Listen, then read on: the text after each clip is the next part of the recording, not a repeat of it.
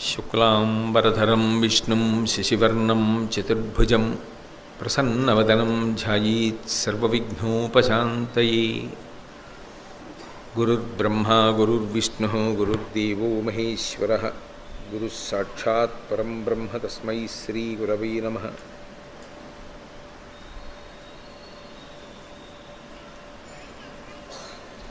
వ్యాసాయ విష్ణురూపాయ వ్యాసరూపాయ విష్ణవే నమో వై బ్రహ్మనిధయే వాసిష్ఠాయ నమో నమః. కూజంతం రామ రామేతి మధురం మధురాక్షరం ఆరుహ్య కవితాశాఖాం వందే వాల్మీకికోకిలం. శ్రుతిస్మృతిపురాణానాం ఆలయం కరుణాలయం నమామి భగవత్పాదశంకరం లోకశంకరం. వాగర్ధావివ సంపృక్తౌ వాగర్ధప్రతిపత్తయే జగతః పితరౌ వందే పార్వతీ పరమేశ్వరౌ. సూక్తిం సమగ్రయతున స్వయమేవ లక్ష్మీః శ్రీరంగరాజమహిషీ మధురైఃకటాక్షైః. వైదగ్ధ్యవర్ణగుణకుంభనగౌరవైర్యాం కండూలకర్ణకుహరాः కవయోధయంతి. హైమోధ్వపుండ్రమజహన్మకుటం సునాసం మందస్మితం మకరకుండలచారుగండం. బింబాధరం బహుళదీర్ఘకృపాకటాక్షం శ్రీవేంకటేశముఖమాత్మని సన్నిధత్తాం. విమలపటి కమలకుటి పుస్తకరుద్రాక్షసస్తహస్తపుటి కామాక్షి పక్ష్మలాక్షి కలిత విపంచి విభాసి వైరించి. మనోజవం మరుతతుల్యవేగం జితేంద్రియం బుద్ధిమతాం వరిష్టం. వాతాత్మజం వనరయూధముఖ్యం శ్రీరామదూతం శిరసా నమామి.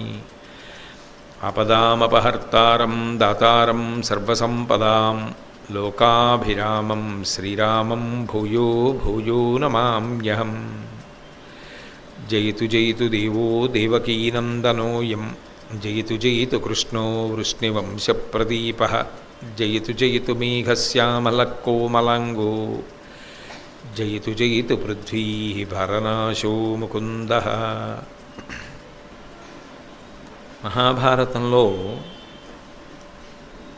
కర్ణుని యొక్క వ్యక్తిత్వం మహాద్భుతమైనటువంటి రీతిలో కొనసాగుతుంది.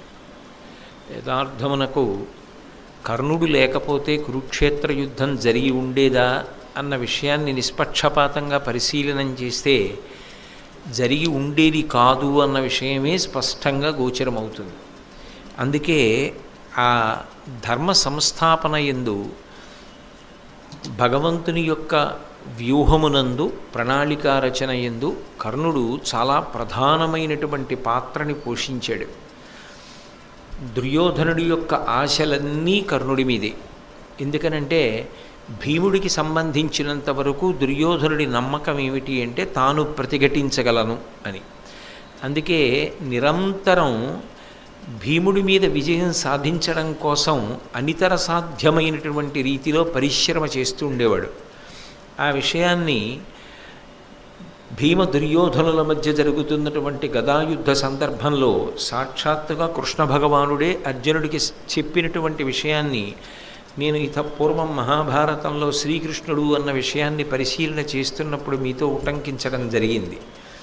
అందుకని ఆయన భీముడిని నేను మట్టు పెట్టగలను అని ఒక ప్రధానమైన విశ్వాసాన్ని పొందాడు. కానీ అర్జునుడి విషయం దగ్గరికి వచ్చేటప్పటికీ అర్జునుడిని మట్టు పెట్టగలిగినటువంటి గొప్ప యోధుడు తన వైపు ఒకడు ఉన్నాడు అన్న పరిపూర్ణమైన విశ్వాసము దుర్యోధనుడిలో లేదు. భీష్మద్రోణాదులు లేరా అంటే భీష్మద్రోణాదులు ఉన్నారు, కానీ వాళ్ళకి పాండవ పక్షపాతం ఉన్నది అని, వాళ్ళకి బంధు సంబంధమైనటువంటి ఆప్యాయత ఆ పాండవుల యందు ఎక్కువగా ఉన్నది అని ఒక కృతనిశ్చయం దుర్యోధనుడికి. అందుకే ఆయన అర్జునుణ్ణి సంహరించగలిగినటువంటి వీరుడు ఎవరైనా లభిస్తాడా, అలా లభించినట్లయితే నేను పాండవుల్ని మట్టు పెట్టడం చాలా తేలికవుతుంది. అలా అర్జునుణ్ణి సంహరించగలిగినటువంటి వీరుడు నాకు లభించనంతకాలం నేను చేసేటటువంటి పరిశ్రమ ఏదైనా కూడా పరిమితమైనటువంటి ప్రయోజనాన్నే ఇవ్వగలదు తప్ప పరిపూర్ణమైన ప్రయోజనమును ఇవ్వలేదు అనేటటువంటి లెక్క కట్టుకుని ఉన్నాడు. అటువంటి సమయంలో కురుక్షేత్ర సంగ్రామం జరిగి అందులో కర్ణుడు పడిపోయే పర్యంతము కూడా నిజానికి దుర్యోధనుడి యొక్క ఆశలన్నీ ఎవరి మీద ఉన్నాయి అంటే కర్ణుడి మీదే పెట్టుకున్నాడు. కర్ణుడు అర్జునుణ్ణి సంహరించగలడు, నేను భీముణ్ణి సంహరించగలను, ఇక మిగిలిన వారు పెద్ద విషయంలోకి రారు, వాళ్ళని కర్ణుడు చాలా తేలికగా సంహరిస్తాడు, కాబట్టి విజయము నాదే అనేటటువంటి పూనిక పొందాడు. కర్ణుడి దుర్యోధనుడి పక్కన లేకపోయినా, కర్ణ దుర్యోధనుల మధ్య అంత గొప్ప మైత్రి ఏర్పడకపోయినా, దుర్యోధనుడు కర్ణుడిని తిరుగులేని రీతిలో నమ్మడానికి కావలసినంత స్నేహాన్ని, అటువంటి స్నేహహస్తాన్ని కర్ణుడు అందించకపోయినా దుర్యోధనుడు యుద్ధానికి వెళ్ళి ఉండేవాడా అన్న విషయం కొంచెం అనుమానాస్పదమే. ఎందుకని అంటే అర్జునుడికి తగిన వీరుడు తన పక్షాన ఉన్నాడు అన్న ధైర్యం దుర్యోధనుడికి లేదు. కానీ కర్ణుడు పరిచయం అవడమే మహాభారత కథని ఒక పెనుమలుపు తిప్పింది. అయితే అసలు కర్ణుడు దుర్యోధనుడి వైపుకి ఎందుకు వెళ్ళాడు? దుర్యోధనుడికి సంబంధించినటువంటి బంధుత్వం ఉన్నవాడు కాడు. పాండవుల వైపు బంధుత్వము లేదని చెప్పడానికి వీల్లేదు. అసలు వాళ్ళు వచ్చిన అంశాలను పరిశీలనం చేస్తే నిజానికి తెలియకపోయినప్పటికీ కూడా ఒక రకంగా ధర్మరాజు గారికి సోదరుడే అవుతాడు కర్ణుడు. ఎందుచేత అంటే కర్ణుడు సూర్యుని యొక్క కుమారుడు, ధర్మరాజు గారు యమధర్మరాజు గారి యొక్క అంశతో వచ్చినవాడు. యమధర్మరాజు గారు సూర్యుని యొక్క కుమారుడు, కర్ణుడు సూర్యుని యొక్క కుమారుడు. అప్పుడు ధర్మదేవత యొక్క అంశలో వచ్చినటువంటి ధర్మరాజు గారు సూర్యుని యొక్క కుమారుడైనటువంటి కర్ణుడు, వీళ్ళిద్దరూ అన్నదమ్ములే అవుతారు. అయినప్పుడు ఇద్దరి యందు తత్సంబంధమైనటువంటి తేజస్సు, తత్సంబంధమైనటువంటి అంశయే ప్రకాశిస్తున్నప్పుడు వాళ్ళ మనోభావనల మధ్య సమతౌల్యం ఉండాలి. కానీ కర్ణుడు కేవలము దుర్మార్గుడే అని నిర్ణయించడం కూడా సాధ్యం కాదు. ఎందుచేత అంటే మహాభారతాన్ని నిష్పక్షపాతంగా పరిశీలనం చేస్తే కర్ణుడు దుర్మార్గుడు అని చెప్పడం కన్నా కర్ణుడు విధి చేత వెక్కిరింపబడినవాడు, కర్ణుడు దురదృష్టవంతుడు అని చెప్పడానికే అవకాశం ఎక్కువ కనపడుతుంది. ఆ దురదృష్టం ఆయనని వరించి ఉండకపోతే, ఆయన అటువంటి ఇబ్బందులను పొంది ఉండకపోతే ఆయన నిజానికి కురుక్షేత్రం జరిగిపోయిన తరువాత అఖండ భూమండలాన్ని పరిపాలించడానికి కావలసినటువంటి సమర్థతని పొందినవాడు, అర్హతని పొందినవాడు. ఆయన స్వయంగా కుంతీదేవి యొక్క కుమారుడు, పైగా సూర్యభగవానుని యొక్క పుత్రుడు. ఈ భూమి మీద సహజమైనటువంటి కవచకుండలాలతో ఉన్నవాడు కర్ణుడు వినా ఇంకొకడు కనపడడం. మహాతేజోమూర్తి, గొప్ప అందగాడు. నిజంగా భారతాన్ని నేను 1కి 4 మాటలు అంటున్నాను, నిష్పక్షపాతంగా పరిశీలనం చేస్తే అర్జునుడి కన్నా కూడా చాలా అందగాడిగా కర్ణుడు కనపడతాడు మనకి. అటువంటి బంగారు కాంతితో సూర్యమండలం భూమి మీదకి దిగొచ్చిందా అన్నంత అందగాడు, అంతటి శౌర్యమూర్తి, అంతటి విలుకాడు, అంతటి ధనుర్ధరుడు, అంత గొప్ప పరాక్రమం కలిగినటువంటి వాడు, దానము చేసినటువంటి వాడు. ఆయన గురించి ప్రజలు ఆయన సుగుణముల గురించి మాట్లాడుకున్నారు అనడానికి మహాభారతంలో సాక్ష్యాలున్నాయి. అలాగే ఆయన మౌఢ్యంతో పాండవుల్ని ద్వేషించినవాడు కాడు. ఆయనకి పాండవుల పట్ల కొంత ప్రేమ ఉన్నది అన్న విషయం కూడా మహాభారతాన్ని పరిశీలనం చేస్తే అర్థమవుతుంది. కుంతీదేవి వచ్చి ఒక క్లిష్టమైన సన్నివేశంలో నువ్వు నా కుమారుడివి అని అడిగితే అర్జునుడు వినా మిగిలిన 4 నీ కుమారులు నాకు దొరికినప్పటికీ వాళ్ళని వధించకుండా విడిచిపెడతాను అని ప్రతిజ్ఞ చేసినటువంటి ఔదార్యం ఉన్నవాడు. ఆ మాతృప్రేమ లేదు అని చెప్పడం కూడా సాధ్యం కాదు. దుష్టచతుష్టయమునందు ఒకడుగా అపకీర్తిని పొందినప్పటికీ కేవలముగా పరమ దుర్మార్గమైనటువంటి లక్షణములే కలిగినవాడు అని చెప్పడం సాధ్యం కానే కాదు. పైగా కొన్ని సందర్భాలని పరిశీలించినప్పుడు కర్ణుడి విషయంలో చదవడానికి బాధగా ఉంటుంది, చెప్పడానికి బాధగా ఉంటుంది, యథార్థానికి వినడానికి బాధగా ఉంటుంది. ఇది ఇలా ఎందుకు జరిగింది, ఇలా జరగకుండా ఉంటే ఎంత బాగుండేది అనిపిస్తుంది. కానీ ఒక్క విషయాన్ని జాగ్రత్తగా పరిశీలనం చేస్తే దాని వెనక దేవతల యొక్క వ్యూహము స్పష్టంగా కనపడుతూ ఉంటుంది. దుర్యోధనుడికి ఏదో ధైర్యం లేకుండా యుద్ధానికి ఎలా వెడతాడు? దుర్యోధనుడు యుద్ధానికి వెళ్ళకపోతే అధర్మాత్ములందరూ మడిసిపోవడం అన్నది ఎలా సాధ్యమవుతుంది? అసలు కృష్ణ పరమాత్మ యొక్క అవతార ప్రయోజనం ఎలా నెరవేరుతుంది? నరుడి యొక్క అవతారమైనటువంటి అర్జునుని యొక్క అవతార ప్రయోజనం ఎలా నెరవేరుతుంది? ఆ అవతార ప్రయోజనము నెరవేరాలి అంటే దుర్యోధనుడు కురుక్షేత్ర సంగ్రామానికి రావడంలో పూనికని పొంది తీరాలి. అలా పూనికని పొందాలి అంటే ఆయనకి ఒక గొప్ప నమ్మకస్తుడైనటువంటి స్నేహితుడు, ఆ స్నేహితుడు కూడా అర్జునుణ్ణి వధించగలడు అని ఆయనకి నమ్మకం ఉన్నటువంటి వాడు ఒకడు ఉండాలి. ఆ స్థానాన్ని మహాభారతంలో భర్తీ చేసినవాడు కర్ణుడు. కర్ణుడు అలా భర్తీ చేసి ఉండకపోతే అసలు కురుక్షేత్ర సంగ్రామం జరిగేది కాదు. అందుకే నిజానికి ఇద్దరూ సూర్య సంబంధం ఉన్నవారే, ధర్మరాజు గారు కానీ కర్ణుడు కానీ. ఇందాకనే చెప్పాను, సూర్యుడి కొడుకు ధర్మరాజు, యమధర్మరాజు, ఆయన అంశలో వచ్చినవాడే ధర్మరాజు గారు, సూర్యుని యొక్క కుమారుడే కర్ణుడు. అయినప్పుడు ఇద్దరూ సూర్యాంశ సంభవులు అయిన ఇద్దరూ వైరిపక్షాల్లో నిలబడవలసి వచ్చింది. కానీ కర్ణుడి యొక్క జీవితాన్ని పరిశీలనం చెయ్యడం మహాభారతంలో అద్భుతమైనటువంటి విషయాలు కొన్ని అవగతమవుతాయి. మనిషి ఏ ఒక్క దుర్గుణం చాలా దారుణంగా జారిపోయేటట్టు చేస్తుంది అర్థమవుతుంది. మనిషిలో ఎన్ని సద్గుణాలున్నా, ఎంత గొప్పవాడైనా, పుట్టుకతోనే ఎంతటి శౌర్యమో పరాక్రమము ఉన్నవాడైనా ఆయన చెయ్యని తప్పుకి, ఎవరో చేసిన తప్పుకి ఒక్కొక్కసారి వ్యక్తుల జీవితాలు ఎంత దారుణమైన స్థితి వైపుకి తిరిగిపోతాయి అన్నవి పరిశీలనం చేస్తే కర్ణుడిలా ఎవ్వరూ కూడా అంత బాధపడవలసినటువంటి స్థితి సమాజంలో కలగకూడదు అంటే ఏ విషయంలో అత్యంత జాగ్రత్త అవసరమో కూడా మహాభారతంలో కర్ణుడు అన్న విషయాన్ని పరిశీలనం చేసినప్పుడు అర్థమవుతుంది. అందుకే అసలు మహాభారతం కర్ణుడితోటే మొదలై మహాభారతం కర్ణుడితోటి పూర్తయిపోతుంది అంటారు పెద్దలు. ఎందుకని అంటే కర్ణుడు రావడంతో మహాభారతం నడవడానికి కావలసినంత పూనికని పొందింది. మహాభారతంలో కర్ణుడు పడిపోవడంతో మిగిలినవన్నీ జరిగినా అవన్నీ జరిగిపోతాయి ఇంకా అన్న నమ్మకం వచ్చేసింది. అందుకే మహాభారతాన్ని నిజానికి నడిపించినటువంటి ప్రధానమైనటువంటి వ్యక్తులలో ఒకడెవరు అంటే కర్ణుడు.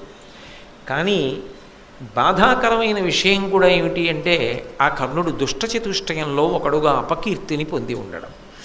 కానీ వ్యక్తిగతంగా నా వరకు నాకైతే ఏమనిపిస్తుంది అంటే కర్ణుడు దురదృష్టవంతుడు, లేకపోతే ఆయన అటువంటి అపకీర్తిని పొందవలసిన వాడు ఎట్టి పరిస్థితులలోనూ కాదు. అంతకన్నా చాలా చాలా గొప్ప వైభవాన్ని పొందవలసిన వాడు చివరికి ఇంత అపకీర్తిని పొందవలసి వచ్చింది. దీనికి నిజానికి ఆయన తప్పు కన్నా వేరొకరి తప్పే ఆయన్ని కాటేసింది అని నాకు అనిపిస్తూ ఉంటుంది. అది నా వ్యక్తిగతమైన అభిప్రాయం. సరే, మహాభారతంలో కర్ణుని యొక్క వ్యక్తిత్వము అన్న విషయాన్ని పరిశీలనం చేస్తే ఆదిపర్వంలో కర్ణుని యొక్క జననాన్ని నన్నయ్య గారు తెలియచేశారు. అందులో అంటారు, యాదవ కుల విభుడగు శూరుడను అతడు ఆత్మతనూజలయందు పెద్దదాని అంబుజముఖి ధవళాక్షి వసుదేవు చెలియలి పృథా అను చెలువ ప్రీతి తన మేనయత్త నందనుడు అపుత్రకుడైన ఆ కుంతిభోజన కర్ధితోడ కూతుగానిచ్చిన కోమలియాతని ఇంట తానుండి అనేక విప్రవరులకు అతిథిజనులకు అవారితముగా తండ్రి పనుపున ఇష్టాన్న దానమునర చేయుచున్న దుర్వాసుడన్ సిద్ధమౌని వచ్చే అతిథి అయి భోజన వాంఛ చేసి. మహాభారతాన్ని ఇంత పెద్ద మలుపు తిప్పడంలో కూడా దుర్వాసో మహర్షిదే ప్రధాన పాత్ర. యథార్థమునకు కుంతీదేవి జన్మించింది ఎక్కడ అంటే శూరుడు అనబడేటటువంటి ఒక మహానుభావుడికి కుమార్తెగా జన్మించింది. ఆయన కుమారుడే వసుదేవుడు. అందుకే ఆ శూరుని యొక్క వంశంలో వచ్చినటువంటి వసుదేవుని యొక్క చెల్లెలు. అందుకే కృష్ణ పరమాత్మకి మేనత్త అయింది. అటు వసుదేవుని యొక్క కుమారుడేగా మరి కృష్ణుడు అయినప్పుడు వసుదేవుని యొక్క చెల్లెలు కుంతీదేవి కృష్ణుడికి ఏమవుతుంది? తండ్రి గారి చెల్లెలు కాబట్టి మేనత్త అవుతుంది. కాబట్టి కుంతీదేవి యొక్క మొట్టమొదటి పేరు పృథ. తండ్రి పెట్టుకున్న పేరు పృథ. అటువంటి పృథ పెరిగింది మాత్రం కన్న తండ్రి దగ్గర పెరగలేదు. ఎందుకని అంటే అపుత్రకుడు, పిల్లలు లేనటువంటి వాడైనటువంటి కుంతిభోజుడు అనబడేటటువంటి రాజుకి ఈ పిల్లని దత్తతనిచ్చాడు శూరుడు. అలా ఇచ్చినటువంటి కారణం చేత ఈ కుంతీదేవి కుంతిభోజుడి దగ్గర పెరిగింది. కన్న తండ్రి పెట్టిన పేరు పృథ. కుంతిభోజుని యొక్క కుమార్తెగా పెరిగింది కాబట్టి ఆమెకి కుంతీదేవి అని పేరు వచ్చింది. ఆమె సహజముగా సద్గుణాలకి అలవాలు. ఆమె ఏదో కపటముతో కూడుకున్న నడవడి కలిగినదో, భోగముల యందు అపేక్ష కలిగినదో అని ఆదిపర్వంలో కనపడదు. ఆమె చాలా గొప్ప వ్యక్తిత్వం ఉన్న తల్లి. నిజంగా మహాభారతంలో కుంతిని పరిశీలనం చేస్తే కుంతీదేవి పాదాలకి నమస్కారం చేయకుండా ఉండలేం. ఎంత గొప్ప వ్యక్తిత్వమైనా ఒక్కొక్కసారి జీవితంలో చేసినటువంటి ఒక పెద్ద పొరపాటు కట్టి కుడిపేస్తుంది. అది జీవితాంతం కాల్చేస్తుంది మనిషిని. అది ఎలా కాలుస్తుంది అంటే పైకి చెప్పలేరు, లోపల అనుభవంలో వదిలిపెట్టలేరు. చెట్టు పైకి ఆకుపచ్చగా నవనవలాడుతూ కనపడుతూ ఉంటుంది, కొమ్మలు చక్కగా ఊగుతూ ఉంటాయి. కానీ చెట్టు తొర్రలో మంట ఒకటి బయలుదేరి మండుతోంది.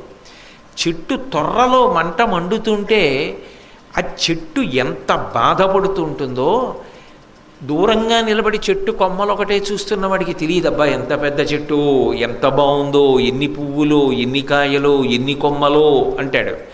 కానీ నిజానికి చెట్టు అంత సంతోషంగా లేదు, ఎందుకంటే దాని తొర్రలో అగ్ని కాలుతోంది.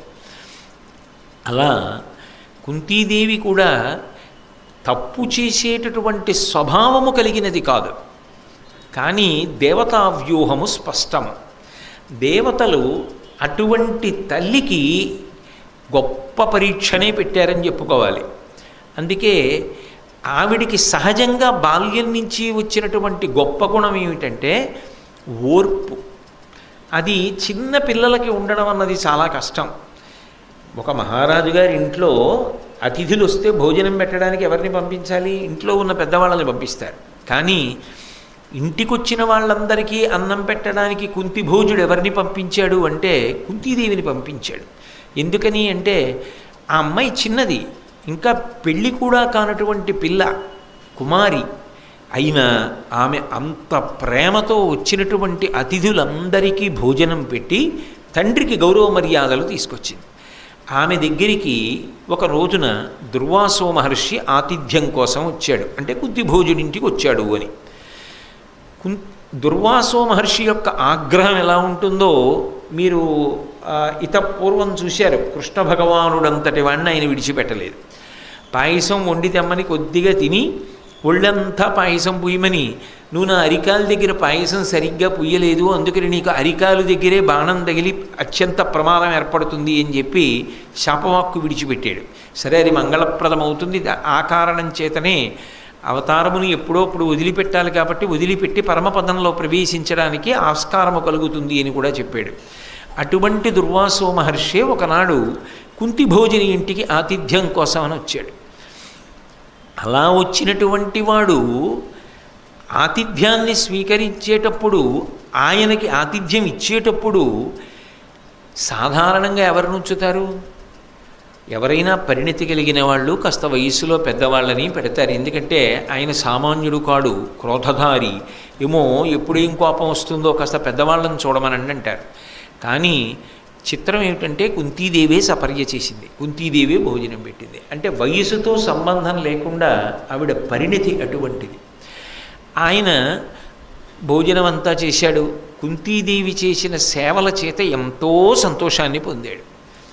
ఒక పెళ్ళి కాని పిల్లకి ఆ వరం అవసరమా అని మనం అనుకుంటామేమో, కానీ భారత కథా గమనానికి ఆ వరం ఎంతో అవసరమని త్రికాలవేది అయినటువంటి మహర్షి భావన చేసి ఉంటాడు.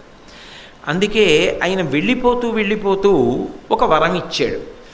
నువ్వు ఎప్పుడైనా ఎవరైనా దేవతని నేను నీకు ఉపదేశం చేసిన మంత్రం చేత ఆహ్వానం చేస్తే వాళ్ళొచ్చి నీకు సంతానాన్ని అనుగ్రహిస్తారు అని చెప్పి ఆ మంత్రాన్ని ఉపదేశం చేసి వెళ్ళిపోయాడు. ఆయనతో ఉండే గొడవ ఎలా ఉంటుందంటే, ఈ మంత్రం నాకెందుకు అంటే అదో గొడవ, అందుకని ఇచ్చింది పుచ్చేసుకుంటే అయిపోతుంది. అందుకని ఆ మంత్రాన్ని ఒక కన్య ఉపదేశాన్ని పొందింది. అది నిజానికి తర్వాత కాలంలో భారతాన్ని నిలబెట్టింది. ఆ వరం వల్లే కదా ధర్మరాజు గారు భీముడు, అర్జునుడు, నకులుడు, సహదేవుడు పుట్టారు. ఆ వరమే నిజానికి భారతాన్ని దుర్యోధనుడి వైపు నుంచి కూడా నడిపించడానికి కారణమైంది. ఈ వరం కుంతీదేవిలో ఎందుకో ఒకప్పుడు ఒక చాపల్యానికి కారణమైంది. ఆమె సహజముగా చాపల్యము కలిగినటువంటి పిల్ల మాత్రం కాదు. అప్పుడు ఏమనుకోవాలి అంటే, బుద్ధిని ప్రచోదనం చేసేవాళ్ళు ఎవరు? దేవతలు ప్రచోదనం చేస్తారు. అందుకే కదా ఏ పూజ చేసినా ఆఖరణ లఘుగాయత్రిలో ప్రచోదయాత్ అని అడుగుతారు. ఎందుకో ఒక రోజున ఆమె బుద్ధి అలా ప్రచోదనమైంది. ఆమె గంగా స్నానానికి వెళ్ళింది. గంగలో స్నానం చేసి చూసేటప్పటికీ భానోదయం అవుతోంది. సూర్యబింబాన్ని చూసింది.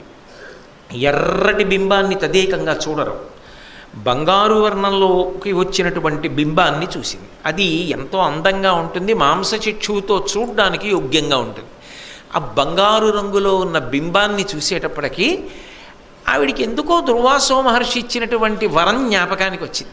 అబ్బా, వెలుగుల ముద్ద, బంగారు వర్ణంలో ఉన్నాడు, ఇట్లాంటి పిల్లాడు నాకు పుడితే అనుకుంది. అసలు అప్పుడు ఎందుకు ఆలోచన ఆవిడికి? ఎందుకో అప్పుడు వచ్చింది ఆలోచన. అసలు అలా అని చూస్తే ఏమవుతుందో చూద్దాం అనుకుంది. లోకంలో ఎలా ఉంటుందంటే కొన్ని ఇలా చేస్తే ఏమవుతుందో చూద్దామనో ఆలోచన వస్తూ ఉంటుంది. కానీ కుంతీదేవి అలా పరిణతి చాలా తక్కువ ఉన్నదని అనుకోవడానికి వీల్లేదు. పైగా అదే చిన్న విషయమా చిరక విషయమా? ఓ పిల్లాడిని కన్నెపిల్ల పొందడం అంటే ఆమెకి తెలియదా దాని యొక్క విపరిణామములు ఎలా ఉంటాయో? అంటే తెలుసు ఆమెకు, కానీ దేవతా వ్యూహం అనే నేను అనుకోవలసి ఉంటుంది, మీరైనా భావన చేయవలసి ఉంటుంది. మహాభారతం ధర్మ సంస్థాపన కోసం జరిగిన కథ కాబట్టి అలా ఒక వ్యక్తి రాకపోతే, దుర్యోధనుడి పక్షాన నిలబడకపోతే భారత యుద్ధం జరిగే అవకాశం లేదు. అందుకే ఆమెకు ఆ చాపల్యం కలిగి గంగానదిలో స్నానం చేసి సూర్యబింబం వంక తిరిగి ఆ మంత్రము తనదగు హృదయమున అక్కన్య నిలిపి ఆదిత్యున కర్ఘ్యమెత్తి నాకు ఇమ్ము ప్రియమ్మున నీయట్టి పుత్రుని అంబుజమిత్ర అర్ఘ్యమిచ్చి ఆ సూర్యబింబానికి ఇస్తూ నీలాంటి కొడుకుని నాకు ఇయ్యి అంది. దేవతలకు ఒక లక్షణం ఉంటుంది. వాళ్ళని ఆ మంత్రంతో పిలిచినప్పుడు వాళ్ళు వచ్చి ఆ కోరుకున్న అనుగ్రహాన్ని కటాక్షించి వెళ్ళిపోతారు.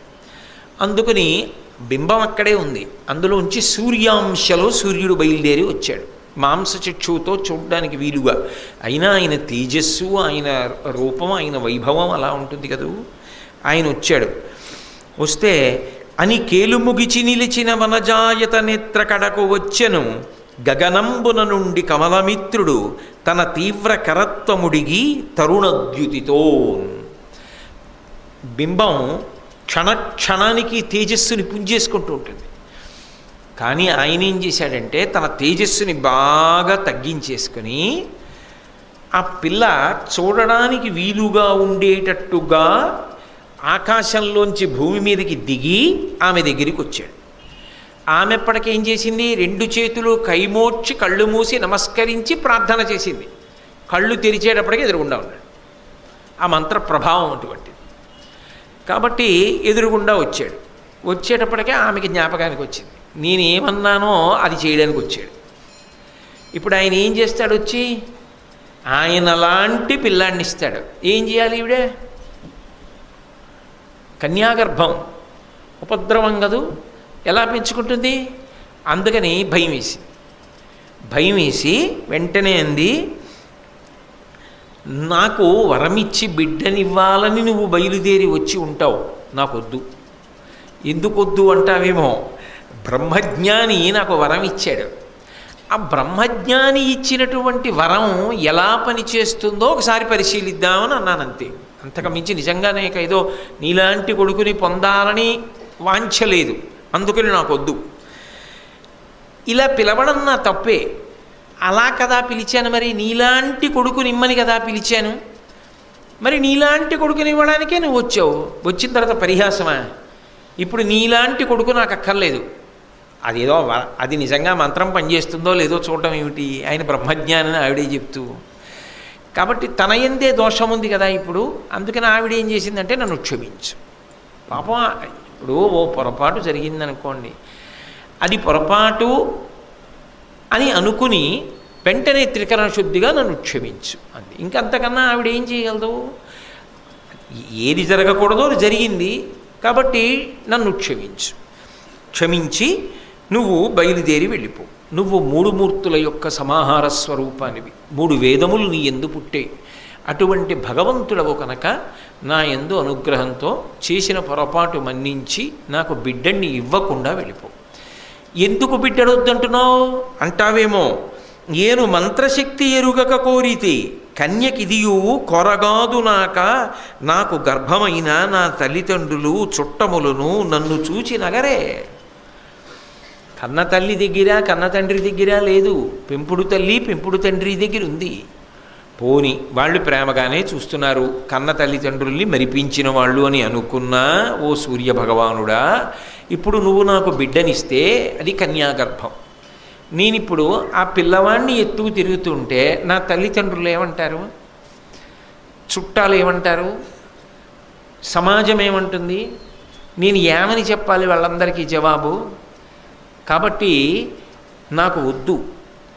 దయచేసి నేను అడిగిన దానిని మన్నించి నువ్వు నాకు బిడ్డన్ని ఇవ్వకుండా క్షమించి వెళ్ళిపో. ఆయన అన్నాడు, అలా కుదరదు. మాకు కొన్ని నియమాలు ఉంటాయి. నువ్వు ఒక మంత్రంతో ఒక సంకల్పం చేసి పిలిచావు, నేను వచ్చాను, దర్శనమిచ్చాను. ఇచ్చిన తరువాత నువ్వు దేని కొరకు అపేక్షించి మంత్రాన్ని జపం చేసి నన్ను పిలిచావో అది నీకు నేను ఇచ్చి వెళ్ళిపోవాలి. మహాభారతం ఆది పర్వం ప్రకారం నేను ఈ మాట 1కి 2-3 మాటలు ఎందుకంటున్నానంటే, కర్ణజననం అదే మహాభారతంలో కొద్ది మార్పులతో కనపడుతుంది. మళ్ళీ ఆరణ్య పర్వంలో ఒకసారి, ఉద్యోగ పర్వంలో ఒకసారి అలా మార్పు చెంది కనపడుతుంది. అందుకని నేను ఆది పర్వం అని నొక్కి చెప్పడానికి, అలా ఎందుకు కనపడుతుంది అన్నది మళ్ళీ వేరు విశేషం. ఇప్పుడు దాని దోలికి నేను వెళ్ళదలుచుకోలేదు. ఆది పర్వం ప్రకారం అయితే సూర్యభగవానుడు అన్నాడు, సరే ఇప్పుడు నీకున్న బాధ ఏమిటి, నేను నీకు బిడ్డన్ని ఇస్తే కన్యాగర్భం అని బెంగ, కాబట్టి సద్యోగర్భంలో నీకు సంతానం ఇస్తాను అంటే ఉత్తర క్షణం నీకు కుమారుడు జన్మిస్తాడు. దానికోసం నువ్వు గర్భధారణ చేయవలసిన అవసరం ఉండదు. వనపర్వం ప్రకారం అయితే 10 నెలలు మోసింది కర్ణుణ్ణి. కాబట్టి నీ కన్యాత్వము చెడదు. భవిష్యత్తు యందు నువ్వు వేరొకరికి ఇల్లాలి అయినప్పుడు నేను మోసగించానన్న భావన నువ్వు పొందక్కర్లేదు. నీ కన్యాత్వం చెడకుండా నీకు వరమిస్తున్నాను. సంతానమును కటాక్షించి దేవతలుగా నేను పాటించవలసిన నియమాన్ని నేను పాటిస్తాను. నీకు ఇబ్బంది కలగకుండా నేను ఎంతవరకు అనుగ్రహం చేయగలనో నీ కష్టాన్ని దృష్టిలో పెట్టుకుని అంతవరకు అనుగ్రహం చేయగలను తప్ప ఈ రెండిటికి దాటి నన్ను పిలిచిన తరువాత, మంత్రజపం చేసిన తరువాత, ఒక కోరిక వెల్లడించిన తరువాత నీకు బిడ్డనివ్వకుండా వెళ్ళిపోవడం సాధ్యం కాదు. ఎందుకంటే ఎవరి ధర్మాన్ని వాళ్ళు పాటించాలి అని సద్యోగర్భమునందు ఒక బిడ్డనిచ్చాడు. ఆమె ఆ పిల్లవాడిని చూసుకుంది. ఆ పిల్లవాడు సలలితమైన పుట్టుకవచంబు నిసర్గజమైన కుండలంబుల యుగళంబు నొప్పగా సుపుత్రుడు కర్ణుడు పుట్టే సూర్యమండలమొక భూతలంబున బెడంగయి దీప్తి సహస్రకంబుతో వెలుగెడునా నిజజ్యుతి సవిస్తరలీల వెలుంగుచుండగన్. నిజంగా ఇదే వివాహం అయిపోయిన తరువాత ఇలాంటి కొడుకు పుట్టుంటే భారతదేశం అంతటా ఎంత ఉత్సవం జరిగి ఉండేదో. కుంతీదేవి అటువంటి కొడుకుని కందని. ఆ తండ్రి ఎంత ఆనందపడిపోయి ఉండేవాడో, ఇంతటి తేజోమూర్తి నాకు కొడుకుగా పుట్టాడని. ఆ పుట్టినవాడి జీవితం ఎంత భద్రమైన రీతిలో, ఎంత గొప్పగా వర్ధిల్లి ఉండేదో. ఇందులో ఎవరిది తప్పని నిర్ణయం చేయగలరు? దుర్వాసో మహర్షి వరం ఇవ్వడం తప్పంటారా? భారతం ఎలా నడుస్తుంది? అంత పరిణితి కలిగిన పిల్ల కుంతీదేవి అడగడం తప్పంటారా? వచ్చిన సూర్యభగవానుడు ధర్మం పాటించడం తప్పంటారా? అప్పటికీ సద్యోగర్భంలో బిడ్డనిచ్చి వెళ్ళడం తప్పంటారా? అయినా తన మర్యాదని దృష్టిలో పెట్టుకుని ఆ పిల్లాన్ని ఏం చెయ్యాలో అర్థం కాక విస్తుపోవడం కుంతీదేవి ఎడల తప్పంటారా? అసలు తప్పు చెప్పడం మనకెంతవరకు సాధ్యం అవుతుంది ఆ విషయంలో? ఎవరి ఏమీ చెప్పలేనంత పెద్ద పీఠముడి, ఎవరు ఏం చేసినా కని కుంతీదేవి వదిలేసినా, కనడానికి కారణమై సూర్యుడు వెళ్ళిపోయినా దాని వలన జీవితం పాడైపోయిన వాడు మాత్రం కర్ణుడు అన్నది నిస్సందేహమైనటువంటి విషయం. అప్పుడైనా ఇప్పుడైనా ఎప్పుడైనా అంతే. అటువంటి పరమ ప్రమాదకరమైన పనులు జరగకుండుగాక, అది భారతం యొక్క తీర్పంతే. కాబట్టి ఆ పుట్టిన పిల్లవాడు పుట్టు కవచంబు, వాడికి పుడుతూనే కవచం ఉంది. లోకంలో కవచం కట్టుకుంటాడు ఎవడైనా, ఆయనకి పుడుతూ కవచం ఉంది. అంతేకాదు, నిసర్గజమైన కుండలంబుల యుగళంబు నొప్పగా, చెవులకి సహజమైనటువంటి కుండలములు ఉన్నాయి. దానికి తోడు సుపుత్రుడు కర్ణుడు పుట్టే. ఆయన గురించి తప్పుగా ఏం మాట్లాడాల? ఏదో కుక్కలు కూసాయి, నక్కలు కూసాయి, రక్తం వర్షం పడింది, దుశ్శకునములు ఏం చెప్పలేదు. నన్నయ్య గారు చాలా పవిత్రమైన మాట మాట్లాడారు. అతను సుపుత్రుడు కర్ణుడు పుట్టే. నిజంగా అటువంటి కొడుకు ఎవరికి పుడతాడు? ఆయన సుపుత్రుడే. పరిస్థితులు ఆయనను అలా చేసేసాయి. అనేక మలుపులు తిరిగిపోయింది ఆయన జీవితం. ఆయన చేతిలో లేకుండా తిరిగిపోయింది. ఆయన చెయ్యని పాపానికి ఆయన జీవితం అలా తిరిగింది. నిజంగా ఒక కోణంలో ఆలోచన చేస్తే, కర్ణుడి గురించి ఆలోచన చేసినప్పుడు చాలా బాధే కలుగుతుంది. అయ్యయ్యయ్యో, ఇంత పౌరుష పరాక్రమాలు, ఇంతటి శౌర్యమూర్తి, ఇంత గొప్పగా పుట్టినవాడు ఆఖరికి దుష్టచతుష్టయంలోకి వెళ్ళిపోయాడే. అందుకు పుట్టినవాడైతే ఎన్ని దుశ్శకునములు కనపడాలి? అవేం చెప్పలేదు కదా భారతంలో. దుర్యోధనుడు పుట్టినప్పుడు ఎలా జరిగాయో అలా జరగలేదే. చాలా అద్భుతంగా వర్ణిస్తున్నారు. ఆంధ్రీకరించినప్పుడు నన్నయ్య గారు, సుపుత్రుడు కర్ణుడు పుట్టే, సూర్యమండలమొక భూతలంబున బెడంగయి, సూర్యమండలం భూమి మీదకి దిగిందా అన్నట్టుగా ఉన్నాడు ఆ పిల్లాడు. దీప్తి సహస్రకంబుతో వెలుగడునా నిజద్యుతి, ఆ కాంతి అలా ఉంది పిల్లాడిది. అది అన్ని వేపులకి కొడుతోంది. అంత అందగాడు, బంగారు రంగులో మెరిసిపోతున్నాడు ఆ పిల్లాడు. సవిస్తరలీల వెలుంగుచుండగన్. ఎంత కాదన్నా, ఏది ఏమైనా ఇప్పుడు కుంతిపుత్రుడు. వాడు సామాన్యుడా? అసాధారణ పుత్రుడు, సుపుత్రుడు, మొదటి కొడుకు ఆమెకు. అంతటి మహాతల్లి యొక్క పెద్ద కొడుకు. ఇప్పుడు ఆమె పిల్లవాడిని 2 చేతులతో పట్టుకుంది. సాధారణంగా రాజవంశాలలో కొడుకుడితే చాలనే బాధపడుతుంటారు, ఎందుకంటే ఆ రాజ్యానికి వారసుడు కావాలని.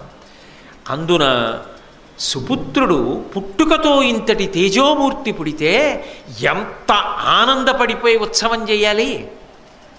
కన్న తండ్రికి తెలియదు, పెంపుడు తండ్రికి తెలియదు. కన్న తల్లి మరిచిపోవడానికి ప్రయత్నించింది. అన్నీ తెలిసిన సూర్యుడు ఏమీ మాట్లాడలేదు.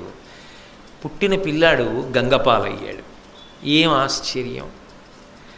ఏ దోషానికి అంటే 10 మాటలు నేను ఉచ్చరించక్కర్లేదు.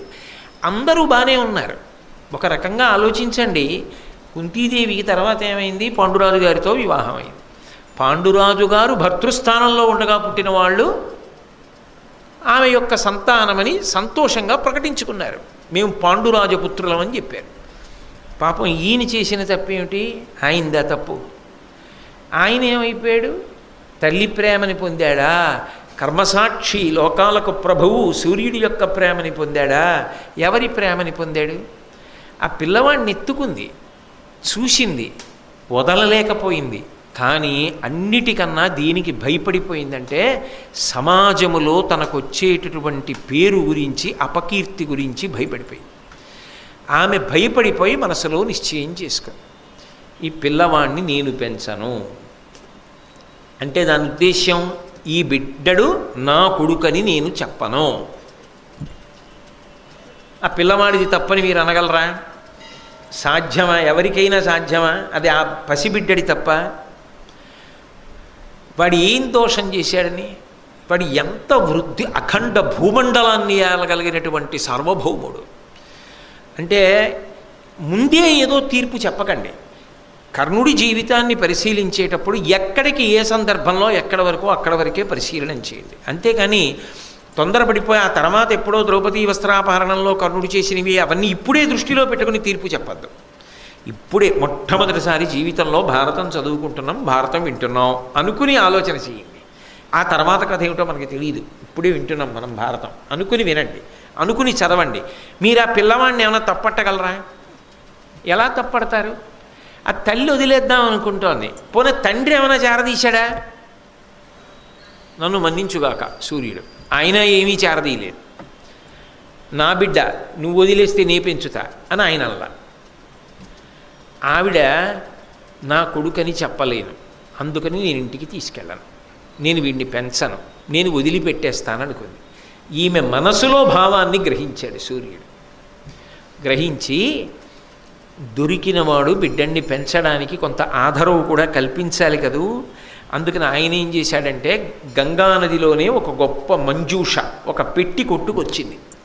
ఆ పెట్టి పట్టుకుని విప్పి చూసింది కుంతీదేవి. అందులో బంగారము, అమూల్యమైనటువంటి రత్నములు ఇవన్నీ కూడా పెట్టెలో ఉన్నాయి. ఇప్పుడు ఆ పిల్లాన్ని వదిలేయాలి. అది అంత తేలికేం కాదు కుంతీదేవికి. వదిలేయడం ఒక బాధ, వదిలేశానన్న బాధ గుర్తొచ్చినప్పుడల్లా కాలుస్తుంది చెట్టు తొర్రలో మంట. ఆ పిల్లాడి కంటి ముందు కనపడి చెప్పలేకపోతే నా కొడుకని అప్పుడెంత బాధ. ఆ కొడుకే తన కొడుకులకు ఎదురొస్తే అప్పుడెంత బాధ. అది ఆ పుండుని అలా కెలుకుతూనే ఉంది ఆవిడ జీవితాంతం. ఒకటే తప్పు, అది తప్పని చెప్పలేం, చాపల్యం. ఆమె ఏమి పాపం ఇతర రకములైనటువంటి భోగమును అపేక్షించి చేసిన దోషం కూడా కాదు. కానీ ఏ కోణంలో చేసినా, ఏ హృదయంతో చేసినా అది మాత్రం కన్యాగర్భమైంది. అది శాపం ఎవరికైంది అంటే ఒక రకంగా కుంతీదేవికి అయింది, మానసికంగా చిత్తక్షోభ పొందింది. ఇంకొక రకంగా పాండవులకైంది. సొంత అన్నగారిని శత్రువర్గంలోకి వెళ్ళిపోయాడు. తెలిసా? వాళ్ళకి తెలియదు, కానీ ఎదురొచ్చాడు. ఆయనకి తెలిసింది, ఏమీ చేయలేకపోయాడు, వెనక్కి రాలేకపోయాడు. అప్పటికే దుర్యోధనుడికి మాట ఇచ్చేసాడు. ఆయన నలిగిపోయాడు. చిట్ట చివరికి చంపేశాక తెలిసింది మా అన్నయ్యని. ఎంత ఏడిచారు, ఒక్క పొరపాటు. కానీ కొన్ని కొన్ని పొరపాట్లు పర్వాలేదు, కాలంలో సర్దుకుంటాయి, మచ్చ పోతుంది. కొన్ని కొన్ని పొరపాట్లు జీవితంలో కాదు, యుగం దాటిపోయిన తర్వాత కూడా ప్రవచనాల్లో చెప్తారు, పుస్తకాల్లో ఉంటాయి. ఆ పొరపాట్ల జోలికి వెళ్ళవద్దు ఎవరైనా సరే. అది భారతం యొక్క సందేశం అని అనకుండా ఎలా సాధ్యమవుతుంది మరి భారతం చదివాక? కాబట్టి అప్పుడు ఏడిచింది ఆ పిల్లాడిని ఎత్తుకొని. ఏల అమ్ముని నాకు ఇచ్చే ఈ మంత్రము, ఈ మంత్రశక్తియే నెరుగంగ వేడి, ఏల పుత్రకు గోరి ఎంతయు భక్తి నిను తలంచితి ప్రీతి, ఇనుడును నాకు ఏల సద్యోగర్భమిచ్చే, కుమారుడేల అప్పుడు ఉదయించే, ఇంకెట్లు ఈ లోక పరివాదమే నుడిగింతు, ఇంతకు ఇంతయు ఎరుగరే జనులు. అసలు వచ్చిన వాళ్ళందరికీ నేను భోజనం పెట్టడం ఏమిటి? ఎక్కడో సూర్యుడికి కూతురుగా పుడితే కుంతిభోజుడికి దత్తత ఇవ్వడం ఏమిటి? దుర్వాసో మహర్షి రావడం ఏమిటి? సంతోషించడం ఏమిటి? కన్యకి తీసుకొచ్చి ఇటువంటి వరం ఇవ్వడం ఏమిటి? నాకేమో ఒకసారి పరీక్షిద్దామని చాపల్యం పుట్టడం ఏమిటి? సూర్యుడు వచ్చి కుదరదు కొడుకునిస్తానని సద్యోగర్భంలో కొడుకునివ్వడం ఏమిటి? వీడింత మహనీయమూర్తి ఏమిటి? వీడిని తీసుకెడదామంటే లోకనింద. ఆ తర్వాత తన జీవితం ఎలా, పెళ్ళి ఎలా అవుతుంది? అవనప్పుడు ఇంట్లో తల్లిదండ్రులు ఏమైపోతారు? ఇలాంటి పిల్లని పెంచుకున్నామని వీళ్ళు అంటారు, ఈ పిల్ల పుట్టిందని వాళ్ళు అంటారు. లోకానికి అనడం చాలా తేలిక. ఎవరు ఎందుకు చేశారని ఆదరించి పలకరించి విచారించే వాళ్ళు ఎక్కడుంటారో లోకంలో. పొరపాటు దిద్దడానికి వాడికన్నా అవతలవాడి పొరపాటుని ఎత్తి చాటి 10 మందికి చాటింపు వేయడంలో సంతోషం ఎక్కువ ఉన్న వాళ్ళే ఉంటారు నాబోటిగాళ్ళు. కాబట్టి ఇంత వగచింది, ఏం చెయ్యాలో అర్థం కాలేదు. ఈ బాలుని ఎత్తుకుని ఇంటికి జన్న నన్నున్న బంధులందరూ మనంబుననేమనారే, ఎట్లీ బాలసూర్యని భునిట్టుల డించి పోవంగా బుద్ధి పుట్టునని కన్య వనంబులోనన్. కుంత్యం లేదు కన్య. వీణ్ణ వదలలేకపోతున్నాను, వీణ్ణి ఎత్తుకుని నేను కానీ ఇంటికి వెళ్ళానా, ఎవరి పిల్లాడు అని అడుగుతారు కదా. పోనీ ఎవరో లేదు అని వదిలేసేలా లేడు. ఎవరు చూసినా అబ్బా ఎంత బాగున్నాడో అని కళ్ళు పిల్లాడివే పెళ్ళేటట్టున్నాడు. అప్పుడు నేనేం చెప్పాలి? నేను చెప్పలేను కాబట్టి నాకు వద్దు. అపూర్వమైన కానుక ఆమె పొంది వదిలేసుకుంది. గంగలో వదిలేయాలని సంకల్పం చేయగానే సూర్యభగవానుడు మంజూషని పంపించాడు. ఆ బంగారము రత్నములు అన్నీ ఉన్న పెట్టెలో పిల్లవాడిని పెట్టేసి మంచి ఒరవడిలో వెళ్ళిపోతున్నటువంటి గంగ ప్రవాహంలో ఆఖరికి తన పాశాన్ని తెంపేసుకుని పెట్టి వదిలేసింది. అంతే, వేగంగా పెట్టి వెళ్ళిపోయింది. ఆమె బాధపడుతూ వెనక్కి తిరిగి అంతఃపురానికి వెళ్ళిపోయింది. అది మరిచిపోవాలని చాలా ప్రయత్నం చేసింది, మరిచిపోయింది. ఆమె ఎందు కన్యాత్మనకు భంగం లేకుండా సూర్యభగవానుడు వరం ఇచ్చాడు కాబట్టి తర్వాత పాండురాజు గారికి భార్య అయింది. ఆమె సంతోషంలో ఉంది. అదంతా మీరు మహాభారతంలో కుంతి అన్న విషయంలో విన్నారు. ఇప్పుడు మనకి ప్రధానుడు ఎవరు అంటే కర్ణుడి గురించి పరిశీలన చేయడం. ఇంకా ఎప్పుడైనా ఆవిడికి జ్ఞాపకం వస్తే ఏమో వదిలిపెట్టేశాను, ఆ పిల్లవాడు ఎక్కడున్నాడు అని అనుకుంటుంది. కానీ ఆమె ఇప్పుడు జీవితంలో పొందిన సంతోషం ఆమె పొందినటువంటి కష్టాన్ని కప్పేసింది. అందుకని ఆమె మరిచిపోయింది. కానీ ఆ పిల్లవాడు మళ్ళీ ఎప్పుడైనా కనపడ్డం జరిగిందనుకోండి, ఒకవేళ ఇన్నేళ్ల తర్వాత అయినా, కుంతీదేవి ఈ పిల్లవాడు నా పిల్లవాడే అని గుర్తుపట్టగలదా? ఖచ్చితంగా గుర్తుపడుతుంది. ఎందుకు గుర్తుపడుతుందో తెలుసా? సహజ కవచ కుండలాలు, సూర్యుని యొక్క దీప్తి, బంగారు రంగు, అంత అందగాడు, అంత గొప్ప శరీరం, అంత ఎత్తు, ఆయన ఏ సామాన్యుడు కాడు. నాకు భారతం చదువుతున్నప్పుడు అనిపిస్తుంది, బహుశా అందరిలో కర్ణుడు అందగాడేమో అనిపిస్తుంటుంది ఒక్కొక్కసారి. ఎందుకంటే ఆ మహాభారతంలో కర్ణుడి గురించి వర్ణించేటప్పుడు ఆయన అంగ సౌష్ఠవం కానీ, ఆయన పొడగరితనం కానీ, ఆయన చేతుల పొడుగు కానీ, ఆ ధనస్సు పట్టుకుంటే ఎలా ఉంటుంది అసలు కానీ అంత గొప్పగా వర్ణిస్తారు. సూర్యుడంటేనే ఎలా ఉంటాడండి మహానుభావుడు, కంటిని ఎంతగా ఆకర్షిస్తాడు, వెలుగుల ముద్ద, ఆయన ప్రతిబింబం, ఆయన యొక్క రూపుతో వచ్చినవాడు కుంతీదేవి యొక్క కుమారుడు అయినప్పుడు అందగాడు కాక ఇంకొకలా ఉంటాడని ఎలా చెప్తారు? సహజ కవచ కుండలాలతో అటువంటి పిల్లవాడు ఎప్పుడైనా ఎక్కడైనా కనపడ్డాడనుకోండి, కుంతి మనసు దహించుకుపోదు. వాడా వృద్ధిలోకి వచ్చింత వాడయ్యాడని. వాడు అందులో ఒకవేళ ఏ కారణం చేతనైనా కనపడినప్పుడు అసామాన్యుడిగా కనపడ్డాడనుకోండి, త్వరలో మంట ఏమవుతుంది? భగ్గున పైకి లేస్తుంది. వాడు నా బిడ్డడే అని ఎప్పటికీ చెప్పలే. కాబట్టి ఇంత వృద్ధిలోకి వచ్చినా వాడిని చెప్పలేకపోతున్నాను, వాడు ఏమైపోతున్నాడో అన్న బాధ కొద్దిగా ఉండిపోతుంది కదా. అక్కడతో వదిలేశారు. ఆ పిల్లాడు అలా పెరగాలి. ఎక్కడ పెరిగాడు అంటే అది మాత్రం చెప్పారు. ఆ పెట్టెలో పెట్టబడినటువంటి పిల్లవాడు పెట్టెతో సహా గంగా ప్రవాహంలో వెళ్ళిపోయాడు. వెళ్ళిపోయినప్పుడు ఒక సూతుడు అంటే రథసారథికి దొరికాడు. ఆయన ఆ పెట్టెని ఇంటికి తీసుకెళ్ళి ఆయన భార్య రాధ అన్న ఆవిడికి ఇచ్చాడు. అసలు ఆయన కుంతీదేవి యొక్క కుమారుడు. ఎలా? గుప్తంగా కుంతీ కుమారుడు, ప్రకటనంగా రాధా కుమారుడు, రాధేయుడు. ఎందుకని? ఎవరికి పెట్టె దొరికిందో ఆయన భార్య పేరు రాధ. ఆమె ఎంత అదృష్టవంతురాలో మహాతల్లి, ఎంత సౌశీల్యవతో. ఆ పిల్లవాడిని తీసుకొచ్చినప్పుడు ఆ పెట్టె దొరికిన ఆయన భార్య దగ్గరికి తీసుకెళ్ళి ఇస్తూ అన్నాడు, ఈ బిడ్డడు నాకు ఈ పెట్టెలో దొరికాడు గంగానదిలో. ఆ పెట్టెలో అమూల్యమైన రత్నములు బంగారం కూడా ఉన్నాయి. అది విచిత్రం. వీడు వస్తూ వస్తూ బిడ్డడే రాలేదు మన ఇంటికి, ఇంత బంగారం ఇన్ని రత్నాలు కూడా తెచ్చాడు, కాబట్టి వీడిని వసుషేణుడు అని పేరు పెడుతున్నాయి పిల్లాడికి అన్నాడు. కర్ణుడి యొక్క అసలు పేరు, ఆ పెంచిన తండ్రి గారు పెట్టుకున్న పేరు వసుషేణుడు. అంటే మీరు ఒకటి గమనించండి, ఒక చోట వదలబడినవాడు వేరొకరికి దొరికినప్పుడు అంత సంతోషకారకమయ్యాడు. అది విచిత్రం. ఆయన అంత సంతోషంగా పట్టుకెళ్ళి భార్యకి ఇచ్చాడు. ఆ భార్య రాధ ఆ పిల్లవాడిని చేత్తో పట్టుకుంది. పట్టుకోగానే ఆమె మాతృత్వాన్ని పొందింది. అబ్బా, ఎంత గొప్ప పిల్లవాడు, నా కోసమే దొరికాడు, వీడు నా అనురాగ పట్టి, నా కొడుకు అన్న భావన రాగానే ఆమెకు పాలు చేపునకు వచ్చాయి. ఆమె పాలిచ్చి పెంచింది. ఇదే చెప్పుకున్నాడు కర్ణుడు ఒకసారి, ఆమె పాలు తాగాను, నాకు తల్లి పాలిచ్చింది.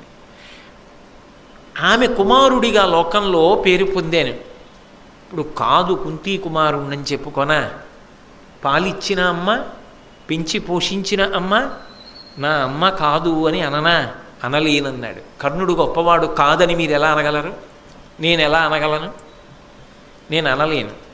కానీ ఆయన దురదృష్టవంతుడు అని నేను అనడానికి కారణం, ఆయన ఆ గుణములు శోభించలేదు. అవి చెప్పుకోవడానికి అవకాశం రాకుండా అంతకన్నా దుష్టచతుష్టయంలో ఒకడిగానే అపకీర్తి ఎక్కువగా వచ్చింది. అంటే ఆయనని కాలం అలా తిప్పేసింది, అనుకోని రీతిలో తిప్పేసింది. ఇప్పుడు దాని దోషమేముందండి? అది బ్రహ్మాండమైనటువంటి సువాసనలు వెదజల్లేటటువంటి పొద. కానీ అది ఎన్ని పూలు పూసినా, అది ఎంత సువాసనాభరితమైనదైనా, ఆ పొద తెలిసో తెలియకో బ్రహ్మాండమైనటువంటి సర్పానికి ఆలవాలమైంది. దాని ఆ పొదలో మధ్యలో పుట్టపెట్టి ఒక మహాసర్పం పడుకుంటుంది. ఎవరైనా పెడతారా ఆ పొద దగ్గరికి? కోస్తారా పువ్వు? ఆ సువాసన పీలుద్దామని దగ్గరికి పెడతారా? పరిస్థితుల ప్రభావం కర్ణుణ్ణి దుర్యోధనుడి దగ్గరికి తిప్పింది. అక్కడ పోయింది కర్ణుడి యొక్క వైభవం. అయితే ఆయనంతా ఆయన వెళ్ళాడా? ఆయన చేసిన తప్పులకి వెళ్ళాడా? కాదు.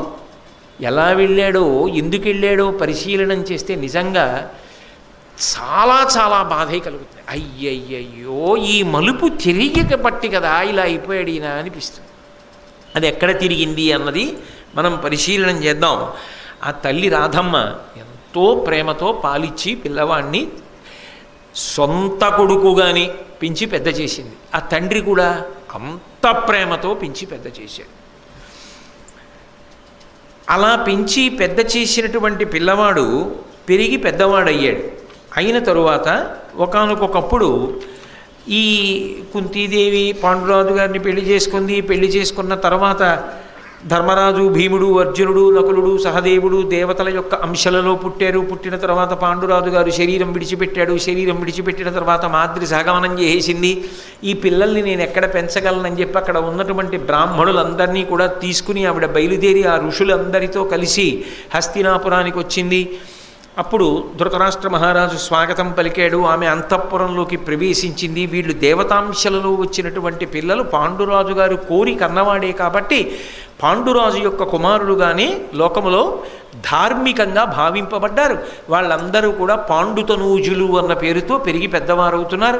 సహజంగా దేవతాంశలలో వచ్చిన వారు కాబట్టి క్రమశిక్షణతో గురువుల పట్ల, పెద్దల పట్ల అకుంఠితమైనటువంటి గౌరవంతో వాళ్ళకి సేవ చేస్తూ వృద్ధిలోకి వచ్చారు.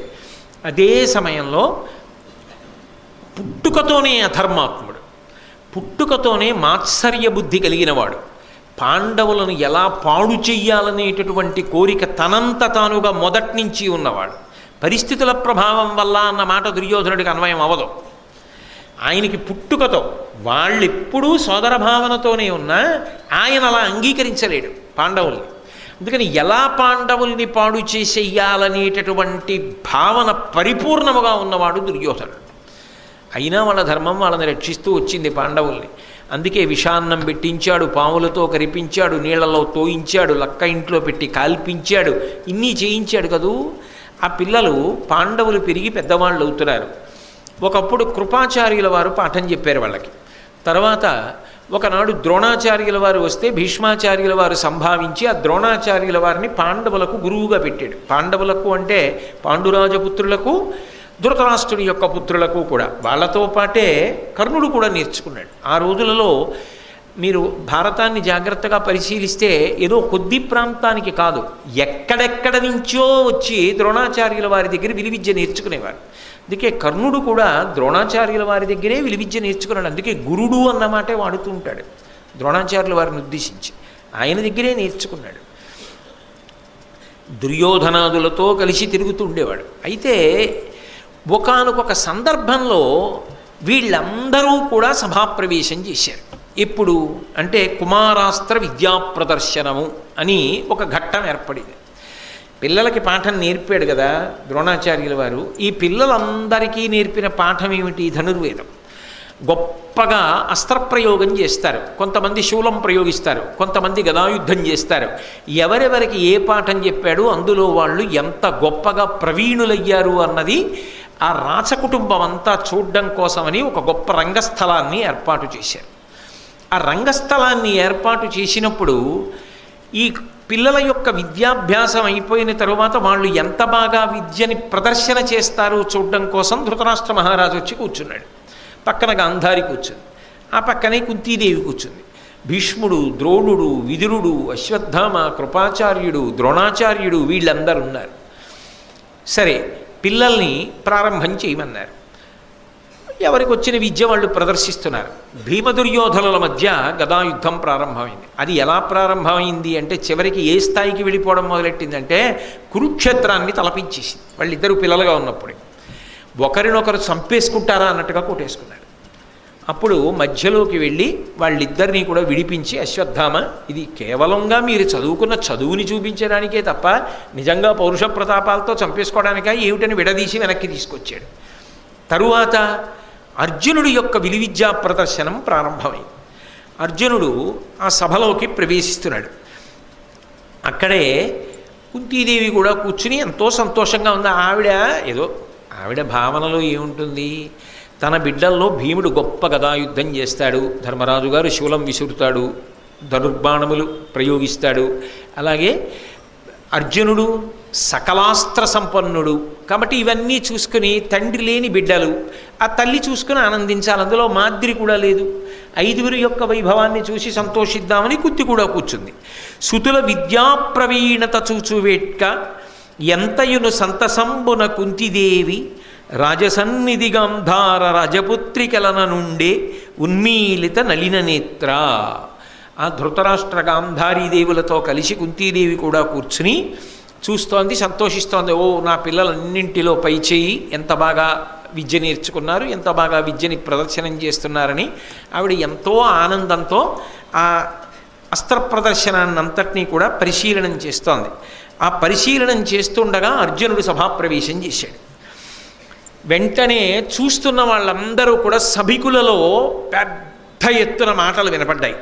వీడే కృతహస్తుడఖిలాస్త్ర విద్యలందు, వీడే అగ్రగణ్యుడు ధర్మవిధులలోన, వీడే భరతవంశం బెల్ల వెలుగా కుంతి కడుపు చల్లగా పుట్టిన ఘనభుజుండు. వాళ్ళందరూ ఏమంటున్నారంటే, వీడే కృతహస్తుడఖిలాస్త్ర విద్యలందు, అస్త్ర విద్యలలో తిరుగులేనటువంటి మేటి ఈయనే, ఈ అర్జునుడే. వీడే అగ్రగణ్యుడు ధర్మవిధులలోన, ధర్మం తెలిసిన వాళ్ళల్లో అగ్రగణ్యుడు ఈ అర్జునుడు. వీడే భరతవంశం బెల్ల వెలుగా, భరతవంశమంతా వెలిగిపోయేటట్టుగా అపారమైన కీర్తి తీసుకురావడానికి కుంతి కడుపు చల్లగా పుట్టిన ఘనభుజుండు. ఆయన బాణములు వేస్తాడు కాబట్టి మంచి ఎత్తైన భుజములు కలిగినవాడు. అదిగో ఆ ఘనమైన భుజములు కలిగినటువంటి అర్జునుడు, అదిగో ఆయనే ఆయనే ఆయనే అని చెప్పుకుంటూ ఉండగా అర్జునుడు సభాప్రవేశం చేశాడు. ఇంకా భీముడి విషయంలో భీముడితో సమానంగా దుర్యోధనుడు గదాయుద్ధం చేస్తాడు అన్న ప్రతీతి ఉంది. అర్జునుడి విషయంలో ఆ రోజుల్లో అర్జునుడితో సమానంగా బాణప్రయోగం చేసేవాడు ఉంటాడని ఎవరికీ నమ్మకం లేదు. ద్రోణాచార్యుల వారు కూడా ఏమంటాడంటే, నా శిష్యులలో కల్లా చాలా గొప్పవాడు అంటుంటాడు అర్జునుడిని. కాబట్టి ఆ అర్జునుడు వస్తున్నాడు సభలోకి అనేటప్పటికీ కుంతీదేవి పొంగిపోయింది. అబ్బా, మీకు నేను మొట్టమొదటే చెప్పాను ఆ ప్రసంగం ప్రారంభంలో, దుర్యోధనుడి బాధ కూడా అక్కడే. భీముడికి నేనున్నాను, అర్జునుడికి ఎదురు తిరిగి పోరాడగలిగినటువంటి యోధుడు నా వైపు లేడు. ఎందుకంటే మొదటి నుంచి మాత్సర్యం కదా, మరి ఆ స్థానంలో భర్తీ చేసేవాడు లేడు నాకు. ఇప్పుడు ఇంతమంది అర్జునుడు వస్తున్నాడని జేజేలు పలుకుతుంటే దుర్యోధనుడి హృదయం ఎలా ఉంటుందో ఆలోచించండి.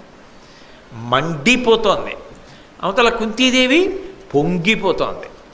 ధృతరాష్ట్రుడు బయటపడడం చూడ్డానికి ఏం లేదుగా, తర్వాత తెలుసుకుంటాడు ఏమవుతోందో. కాబట్టి ఆ కుంతి ఎంతో సంతోషంగా ఉంది. అర్జునుడు సభాప్రవేశం చేశాడు. అస్త్ర విద్యా ప్రదర్శనం చేయమన్నాడు ద్రోణాచార్యుల వారు. ఆగ్నేయ శరమున అతిభీకరాగ్నియు, వారుణాస్త్రమున దుర్వారజలము, అనిలబాణంబున అధికానిలంబును, మేఘాస్త్రమున మహామేఘచయము పుట్టించు, మరియును భూమి బాణంబున భూప్రవిష్టుండగు, భూరి ఘోర శైల బాణంబున శైలరూపము దాల్చు వీరుడు, అదృశ్యాస్త్ర విద్య పేర్మిత నదృశ్యదేహుండగు, తక్షణంబా హ్రస్వుడగు దీర్ఘుడగు సూక్ష్ముడగు, రయంబుతోడ రథ మధ్య గతుడగు, దుర్గతుండు అగు మహీతల గతుడగు అద్భుతముగా. అర్జునుడు ఎన్ని అస్త్రములను ప్రయోగించాడు అంటే చూసేవాళ్ళందరూ ఆశ్చర్యపోయేటట్టుగా వారుణాస్త్రాన్ని ప్రయోగించి అద్భుతమైనటువంటి పెద్ద నీటిధారలు పడేటట్టుగా చేశాడు. అలాగే వాయువ్యాస్త్రాన్ని ప్రయోగించి గొప్ప గాలి పుట్టించాడు. మేఘాస్త్రాన్ని ప్రయోగించి పెద్ద మేఘమండలాన్ని సృష్టించాడు. భూమిబాణంబు భౌమ్యాస్త్రాన్ని ప్రయోగించి ఆయన భూమి యొక్క రూపాన్ని పొందాడు. అలాగే శైలాస్త్రాన్ని ప్రయోగించి పర్వత రూపం కింద మారిపోయాడు. అలాగే ఒకప్పుడు అదృశ్యాస్త్రాన్ని ప్రయోగించాడు, తాను కనపడకుండా పోయాడు అస్త్ర ప్రభావం చేత. ఒక్కొక్కసారి ఆయన ఒక్కొక్క అస్త్రాన్ని ప్రయోగించి ఒక్కొక్క మంత్రాన్ని ఆయన లోపల మననం చేసినప్పుడు పుట్టివాడైపోతాడు, పొడుగువాడైపోతాడు, లావుగా అయిపోతాడు, సన్నగా అయిపోతాడు. అకస్మాత్తుగా భూమి మీద కనపడతాడు, రథంలో కనపడతాడు, రథం నొగల మీద కనపడతాడు. ఇవన్నీ చూస్తే సభలో ఉన్న వాళ్ళందరికీ ఎంత ఆశ్చర్యంగా ఉంటుంది. ఆ పిల్లల్లో అర్జునుడు ఒక్కడే చెయ్యగలడు ఇలా. ద్రోణుడు కూడా అలా స్థానపట్టాడు. అందుకే ఎంత ఆనందపడిపోయి అందరూ కరతాళధ్వనులు చేస్తుంటే ద్రోణాచార్యుల వారు తెల్లగడ్డాన్నిలా ఓసారి నిమురుకుంటూ పరమానందపడిపోతూ తన శిష్యుడు ఇంత గొప్పవాడైపోయాడని ఆనందపడిపోతుంటే, కుంతీదేవి కందుల ఆనంద భాష్పాలు కార్చేస్తుంటే, దుర్యోధనుడి కడుపు మండిపోతుంటే, అర్జునుడు ఇవన్నీ చేస్తుంటే ఎంత గొప్పగా ఉంటుంది, ఎంత రసరంజకంగా ఉంటుంది ఆ కుమారాస్త్ర విద్యా ప్రదర్శనం. అప్పుడు వచ్చాడు అనుకోకుండా ఎవరు? కర్ణుడు. ఆయన సభలోకి వచ్చేటప్పటికీ ఆ రంగస్థలం మీదకి ఆయన్ని ఎవరు పిలవలేదు.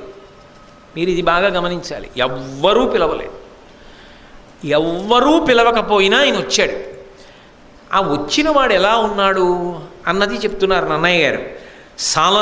సాలప్రాంశు నిజోజ్వలత్కవచు శశ్వత్కుండలోద్భాసితున్ బాలార్క ప్రతిమున్ శరాసనధరున్ భద్దోగ్ర నిస్త్రంశు శౌర్యాలంకారు సువర్ణవర్ణు ఘను కర్ణాఖ్యున్ జగత్కర్ణపూర్ణాలోలద్గుణు చూచి చూపరు ప్రభూతాశ్చర్యులై రచటన్. ఏమి సభాప్రవేశం చేయించారో కర్ణుడిని. అర్జునుడి కన్నా అద్భుతంగా ప్రవేశపెట్టారు. అసలు శాబ్దికమైన ప్రత్యక్ష ప్రసారం కదండి. సాలప్రాంశు ఆ కర్ణుడు రంగస్థలం మీదకి నడిచొస్తుంటేట మద్ది చెట్టు, తెల్ల మద్ది చెట్టు నడిచొస్తుంటే ఎలా ఉంటుందో అలా ఉన్నట్టంటే అంతెత్తునుంటాడు. తెల్ల మద్ది చెట్టు శ్రీశైలానికి స్థలవృక్షం, మధ్యార్జునానికి భలే ఉంటుంది. ఎప్పుడైనా మీరు తెల్ల మద్ది చెట్టుని చూశారో లేదో నాకు తెలియదు. శ్రీశైలం మీరు చూడకపోయాడు, మీ అందరూ ప్రాజ్ఞులేదో అలా అంటానంతే. మీ అందరూ అనేక మార్లు చూసి చెప్తే నేను చూసినవాడిని. తెల్ల మద్ది చెట్టుని చూడగానే విచిత్రంగా ఉంటుంది. పాలు పోసిన బెరడా అన్నట్టు ఉంటుంది. అంత తెల్లగా ఉంటుంది దాని కాండము అది. కాబట్టి అంటే దాని అర్థం ఏమిటి? తెల్ల మద్ది చెట్టులా ఉంటాడంటే తెల్ల మద్ది చెట్టు ఏదో తాటి చెట్టులా పెరగదది. గుండ్రంగా లావుగా అంతెత్తునుంటుంది. సన్నగా ఉండి అంత పొడుగ్గా ఉన్నా వీరత్వానికి అంత అందంగా ఉండదు. బాగా లావుగా ఉండి పొట్టిగా ఉన్నా అంత అందంగా ఉండదు. లావుగా ఉండి పొడుగ్గా ఉండి తగినంత చూడగానే అబ్బా స్ఫురద్రూపి, అంత తెల్లగా ఉండి అంతెత్తున తెల్లమద్ది చెట్టు ఎలా ఉందో అలా ఉన్నాడన్నారు అంతే నన్నయ్య గారు. అటువంటి వాడు సాలప్రాంశ్ నిజోజ్వల కవచం. అందులో ఆయన శశ్వత్కుండలోద్భాసితం. తెలుపు మీద మెరుపు బాగా కనపడుతుంది, నలుపు మీద కూడా కనపడుతుంది. అందుకే కదా నీలతో యద మధ్యస్థ విద్యుల్లేకే భువాస్వర లక్ష్మీనారాయణలు వస్తుంటే అంత అందంగా ఉంటుంది. నల్లమబ్బు మీద మెరుపు తీగ అందమే. తెల్లటి వాడి ఒంటి మీద బంగారం కనపడదు, కానీ ఆ బంగారం కాంతులు కనపడతాయి బాగా. తెలుపు మీద పసుపు బంగారం యొక్క కాంతులు పడుతుంటే చాలా అందంగా ఉంది. ఓ ఉంగరం ఓ సన్న గొలుసో వేసుకుంటే ఎక్కడి నుంచి వస్తుందా మెరుపు? అందులోంచి ఆ బంగారం యొక్క మెరుపుని నిజానికి ఆయన ఒంటి తెలుపు కప్పేస్తుంది. ఆయన ఒంటి మీద వేసుకున్నాడో లేదో తెలియదు, కానీ ఆయన తెలుపు మీద కాంతి పడేంత బంగారం వేసుకున్నాడు అనుకోండి, భూషణములు కనపడతాయి. కర్ణుడి గొప్పతనం ఏమిటంటే అలా ఆయన వేసుకోక్కర్లేదు. ఆయన ఏవో మణులు హారాలు అక్కర్లేదు. ఆయనకి సహజంగా బంగారు కవచం ఉన్నది, బంగారు కుండలములు సహజంగా పుట్టుకతో ఉన్నాయి. ఇప్పుడు ఈ కాంతులు ఆ తెల్లటి ఒంటి మీద కొడుతున్నాయి. ఇప్పుడు నేను మీకు చెప్పా, భారతం అంతా తెలిసిన వారిగా ఆలోచించద్దు కాసేపు. ఇక్కడ వరకే మనం భారతం ఇప్పుడే మొదలుపెట్టాం, ఇవాళే చదువుతున్నాం అనుకోండి. కర్ణుడు ఎంత అందంగా ఉన్నాడు. కర్ణుడు అందగాడు కాదని మీరు ఎలా అనగలరు? చాలా అందగాడు. ఈ పద్యాలు చదువుతుంటే ఓసారి కర్ణుడిని చూస్తే బాగుండు అనిపించే అంత అందగాడు. కాబట్టి నిజోజ్వత్కవచ్చు శశ్వత్కుండలోద్భాసితున్ బాలార్క ప్రతిమున్. బాలసూర్య బింబం ఉంటుందే, పసుపచ్చటి రంగులోకి వస్తుంది. ఎరుపు రంగులో ఉన్న బింబాన్ని అసలు అది తదేకంగా చూసి నమస్కారం చేయరు. రుద్రాధ్యాయ వ్యాఖ్యానంలో చెప్తారు దాని గురించి. పసుపు వర్ణంలోకి తిరిగినటువంటి బింబం ఇంకా కంటితో చూడొచ్చు, కొద్దిసేపే చూడగలం. అది భలే మెరిసిపోతుంటుంది బంగారు వర్ణంలో. అలా ఉన్నాడు నాన్నగారి పోలిక, ఎక్కడికి పోతుంది? అందుకని బాలార్క ప్రతిమన్. మరి అటువంటి బాలార్కుణ్ణి చూసి కదా ఇలాంటి కొడుకు కావాలంది. అలాంటి కొడుకు అప్పుడే అలా ఉంటే ఇప్పుడు ఇంకెంత అందంగా ఉంటాడు, ఇంకెంత కాంతితో ఉంటాడు. అందుకని అక్కడ ఉన్న వాళ్ళందరూ ఎవరా పిల్లాడని చెప్పి, అర్జునుడు అంటే అందరికీ తెలుసు, ఈయన ఎవరో పాపం ఎవరికి తెలుసు. ఎంత జాలికరమైన విషయం అది నిజంగా. నిజానికి నేను భారతం చదువుకున్నప్పుడు నాకు అర్థమైనంత వరకు ఇంత అందగాడు ఎవడూ లేడు. కానీ ఆయన ఎవరో ఎవరికీ తెలియదు. ఆయన గుణముల గురించి కొంతమందికి తెలుసు. కాబట్టి శరాసనధరున్, చేతిలో బ్రహ్మాండమైన కోదండాన్ని పట్టుకుని ఉన్నాడు. బద్ధోగ్రనిస్త్రంశు, మొలకి వాడి కత్తి ఒకటి కట్టుకుని ఉన్నాడు. ఎక్కడికి పోతాయి ఆ పౌరుష ప్రతాపాలు? ఎక్కడికి పోతుందో ఆ పరాక్రమం? ఎక్కడికి పోతుందో ఆ శౌర్యం? ఎక్కడికి పోతుంది? కాబట్టి శౌర్యాలంకారు, శౌర్యమే అలంకారంగా కలిగినవాడు. సువర్ణవర్ణు, బంగారు రంగు కలిగినవాడు. నన్నయ్య గారికి తనివి తీరట్లా, ఎన్ని మాటలు వేసేస్తున్నారో. పద్యమంతా విశేషణాలే కర్ణుడు కనపడేటప్పటికే. సువర్ణవర్ణు, ఘను, గొప్పవాడు, అంతెత్తునున్నవాడు. చూడండి, మనిషి బాగా స్ఫురద్రూప్ అనుకోండి, ఆయన్ని ఎలాగండి ఆయన గుర్తుపట్టడం ఏమిటి? అంతెత్తునుంటారు, చూడగానే గుర్తుపట్టేయచ్చు అంటారు. చూడండి మహాత్ముల విషయంలోనూ అంతంత స్ఫురద్రూపులై అంతెత్తున అలా ఉంటారు. కొంతమంది శంకర భగవత్పాదులు ఎలా ఉంటారని అడగక్కర్లేదు. ఆయన మహానుభావుడు ఇలా చూడగానే బాలసూర్య బింబల్లా వెలిగిపోతుంటారు అంతెత్తున. శంకరాచార్యులు వారు ఎవరైనా అడగడం ఏమిటండి అనం. అలా ఘను, కర్ణాఖ్యున్, కర్ణుడిని పేరు కలిగినటువంటి వాడు. ఆయన జగత్కర్ణ పూర్ణాలోలగ్గును చూచి ఆయన కనపడగానే ఆ చుట్టుపక్కల ఉన్న ప్రజలందరూ చెవుల్లో చెప్పుకుంటున్నారట. ఆయన ఎవరికి సంబంధించిన వాడు ఎవరికి తెలియదు, కానీ ఆయన మంచి గుణముల గురించి చెప్పుకుంటున్నారట. చాలా మంచివాడయా పిల్లాడు, చాలా క్రమశిక్షణ కలిగినవాడు, గురుభక్తి ఉన్నవాడు, ఎంత సాధన చేస్తాడో తెలుసా అని. చాలా మంచివాడు, ఎవరికి ఏదన్నా ఉపకారం చేయాలంటే ముందుంటాడు. అంటే ఇప్పటి వరకు కర్ణుణ్ణి మీరు దుష్టచతుష్టయంలో పెట్టడానికి సాధ్యం అవుతుందా? భారతం చదివేసిన వాళ్ళలా మాట్లాడకండి. ఇక్కడ వరకు ఆయన గురించి ప్రజలు మంచిగా చెప్పుకున్నారా లేదా? అటువంటి కర్ణుడు చూపరు ప్రభూతాశ్చర్యులై రచటన్, చూసిన వాళ్ళందరూ ఇప్పటిదాకా ఏం చూస్తున్నారు? అర్జునుడు వేస్తున్న అస్త్రాలు చూస్తున్నారు. ఇప్పుడు కూడా వాళ్ళ దృష్టి దేని మీద ఉండాలి? అమ్మో తర్వాత అర్జునుడు ఏం చేస్తాడో అని అటుండాలి. కానీ ఇంత చేసి దృష్టిని ఆకర్షించిన అర్జునుడు కర్ణుడు సభాప్రవేశం చేసేటప్పటికి ప్రజలందరి దృష్టి ఆయన వైపుకి వెళ్ళింది. అబ్బా ఎవర్రా అలా ఉన్నాడు, కర్ణుట్ట మంచివాడు, చాలా మంచివాడు అండి, ఎవరబ్బాయి ఏమిటి, ఎక్కడి నుంచి వచ్చాడు, ఏం చేస్తాడు ఏమో తెలియదు.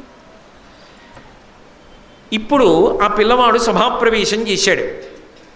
ధృతిదరిగి మోహమూర్ఛాన్వితయైనను సంభ్రమించి విదురుడు ప్రత్యాగత జీవ చేసినప్పుడు అతి శీతల చందనోద కాసేకమునన్. వాళ్ళిద్దరూ దెబ్బలాడుకునేటటువంటి సందర్భం ఏర్పడితే కుంతీదేవి మూర్ఛపోయింది. ఎందుకంటే చూడక చూసింది కొడుకుని. చందనపు నీళ్లు చల్లి విదురుడు ఆవిడికి స్పృహ వచ్చేటట్టుగా చేశాడు. అయితే మీరు ఇక్కడ ఒకటి గమనించాలి. అలా కర్ణుడు సభలోకి ప్రవేశించగానే సభలో ఉన్న వాళ్ళందరూ అర్జునుడిని మరిచిపోయి కర్ణుడి వంక చూశారు. సభలో అర్జునుడి యొక్క అస్త్ర ప్రదర్శనం చూసి పొంగిపోతున్న కుంతికి ఈ పిల్లాడు కనబడ్డాడు. ఆ పిల్లాడు ఎవరు ఏమో తెలియదు, కానీ చాలా మంచివాడని అందరూ చెవుల్లో చెప్పుకుంటున్నారు. గుండెల్లో చప్పుల్లో వినపడింది ఆ పిల్లాడు ఎవరికి? కుంతీదేవికి. అబ్బా వీడు ఇంత గొప్పవాడయ్యాడే, ధనుర్బాణాలు పట్టుకుని మొలకి కత్తి కట్టుకుని ఎలా ఉన్నాడు రా నా బిడ్డడు అనగలదా? పైకి అనడం లేదు, సాహసించలేకపోయింది. అంతటి ప్రయోజకుడు ఆయన్నే ఎవరూ తక్కువ చేయలేదు. అయినా ఆమె ఆయన గురించి ఏమీ మాట్లాడలేకపోయింది. కానీ ఆ పిల్లవాడిని చూసుకుని మాత్రం చాలా సంతోషాన్ని పొందింది, ఆశ్చర్యాన్ని పొందింది. అలా ఆశ్చర్యాన్ని పొందినటువంటి సందర్భంలో ఒక విచిత్రం జరిగింది. ఆ కర్ణుడు సభలో ప్రవేశించి నీవకడు నేర్పుకాడవుగా వలవదు వీని గొన్ని గరచితి మేమున్ నీ విద్యలెల్ల చూపుదు మే వీరుల సూచి మేలుని పొగడం. కాస్త వ్యగ్రతతో కూడిన కంఠంతో మాట్లాడాడు కర్ణుడు. ఆయన అన్నాడు, నీవకడ నేర్పుకాడవు కా వలవదు వీనిగొన్ని గరచితి మేమున్. ఓ అర్జున, పెద్ద నీకే ఏదో అస్త్ర విద్య వచ్చని అనుకోకు. నీవు ఏం చూపించావో అవన్నీ నాకు వచ్చు. నీ విద్యలెల్ల చూపుదు మీ వీరుల చూచి మేలుని పొగడం. నిన్ను చూసి వీళ్ళందరూ అబ్బా అర్జునుడు ఘనభుజుడు ఎంత గొప్ప అస్త్రాలు వేశాడంటున్నారు కదా, అవన్నీ నేను కూడా వేస్తాను. అవన్నీ వేయడం నాకు కూడా వచ్చు. నేను కూడా అటువంటి అస్త్ర ప్రదర్శనం ఇస్తాను. అయితే అలా అనవలసిన అవసరం ఏమిటి? అలా ఎందుకు అనడం అంటే, మీరు ఆ మాట్లాడిన తీరుని బట్టి ఒకటి గమనించాలి.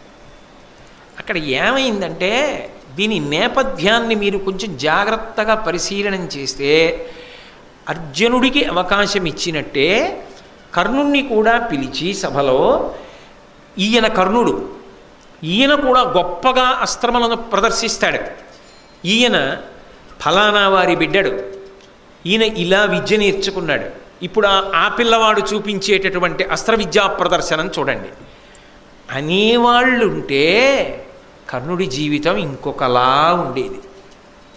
అలా అనేవాళ్ళు లేరు. అర్జునుడు ఎంత కష్టపడి నేర్చుకుంటున్నాడో తాను అంత కష్టపడి నేర్చుకుంటున్నాడు. కానీ కర్ణుడి జీవితంలో భంగపాటులు ఎక్కడ జరిగిపోయాయంటే, ద్రోణాచార్యుల వారు విద్య నేర్పాడు, కానీ అర్జునుడే నా దగ్గర విలువిద్య నేర్చుకున్న వాళ్ళందరిలోకి అధికుడవుతాడు అన్నాడు. అంటే ప్రత్యేకమైన ప్రీతి అర్జునుడి పట్ల చూపించాడు అన్నది నిర్వివాదాంశం కదా. భారతం చదివిన వాళ్ళకి ఎవరికైనా అర్థం ఉంది. వచ్చెడువాడు ఫల్గునుడు అవశ్యము గెలుతు మనంగరాదు అన్నాడు. ఒకప్పుడు అర్జునుడు వస్తుంటే పొంగిపోయాడు గోగ్రహణ సమయంలో. అయినప్పుడు గురువుగారికి అర్జునుడంటే పక్షపాతం అంటే అర్జునుడంటే ఎక్కువ ప్రీతి ఉంది. అందరూ పాండురాజకుమారుడు అంటాడు. అబ్బా ఎంత అందగాడో అంటారు. ఆయన కానీ అస్త్రప్రయోగం చేస్తేనా అంటారు, చప్పట్లు కొడతారు. ఏం కర్ణుడికి ఏం తక్కువ? ఆ మాటకు వస్తే సహజ కవచకుండలాలు కూడా ఉన్నాయి, ఎక్కువేగా. అర్జునుడు ఏం చేస్తాడో అవన్నీ చేస్తాడు. కానీ తనెందుకు తెలియలా ఎవరికి? తనని ఎందుకు ఆదరించరు అంటే ఆనాటి సమాజంలో కర్ణుడు బాధపడ్డానికి ఏదో ఒక బలమైన కారణం ఉంది. ఆ బలమైన కారణానికి కర్ణుడి యొక్క మనస్సు వ్యధ చెంది ఉన్నది అన్నది మాత్రం పక్కన పెట్టలేని నిర్వివాదాంశమైనటువంటి అంశం. అదైన గుండెల్లో గూడు కట్టుకున్న బాధ. ఆ బాధ వ్యగ్రతగా వచ్చింది. నీకే వచ్చనుకుంటున్నావా? అవి నేను ప్రదర్శించగలను. ఈ మాట అనగానే అంత మాట అర్జునుడిని ఎవరన్నా అంటారని ఎవరు ఊహించలేదు.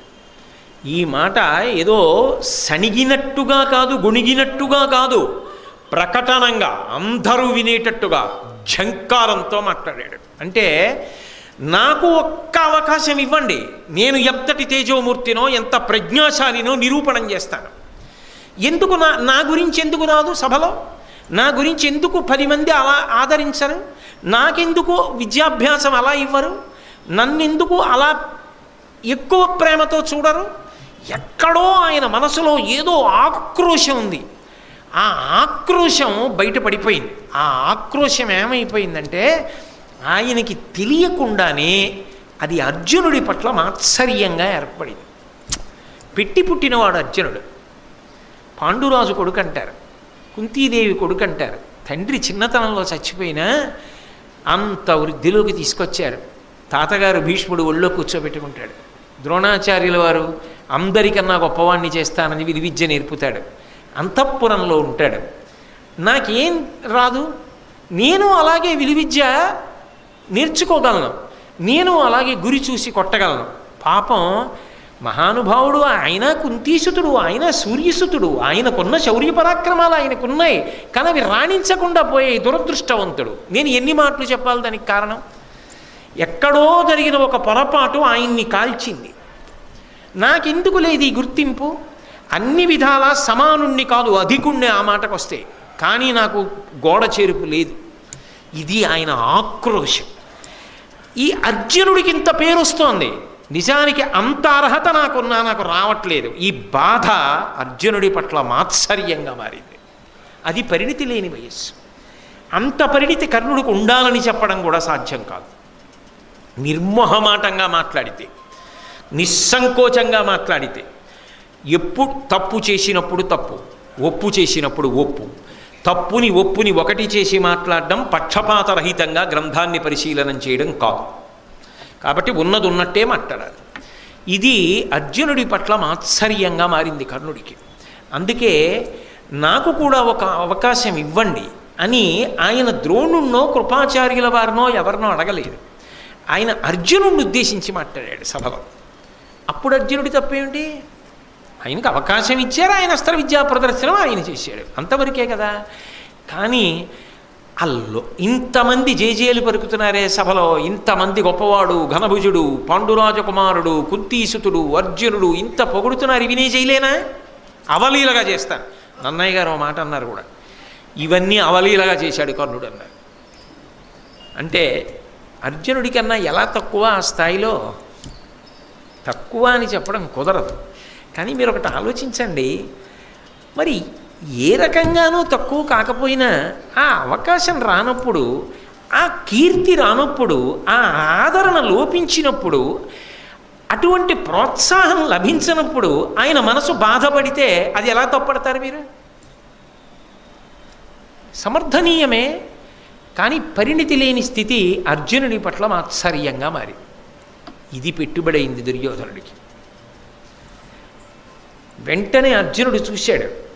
ఆయన అనుకున్నాడు, ఇత పూర్వం ద్రోణాచార్యుల వారి దగ్గర ఆయన విద్యాభ్యాసం చేస్తుండగా చూశాడు అర్జునుడు. అనినా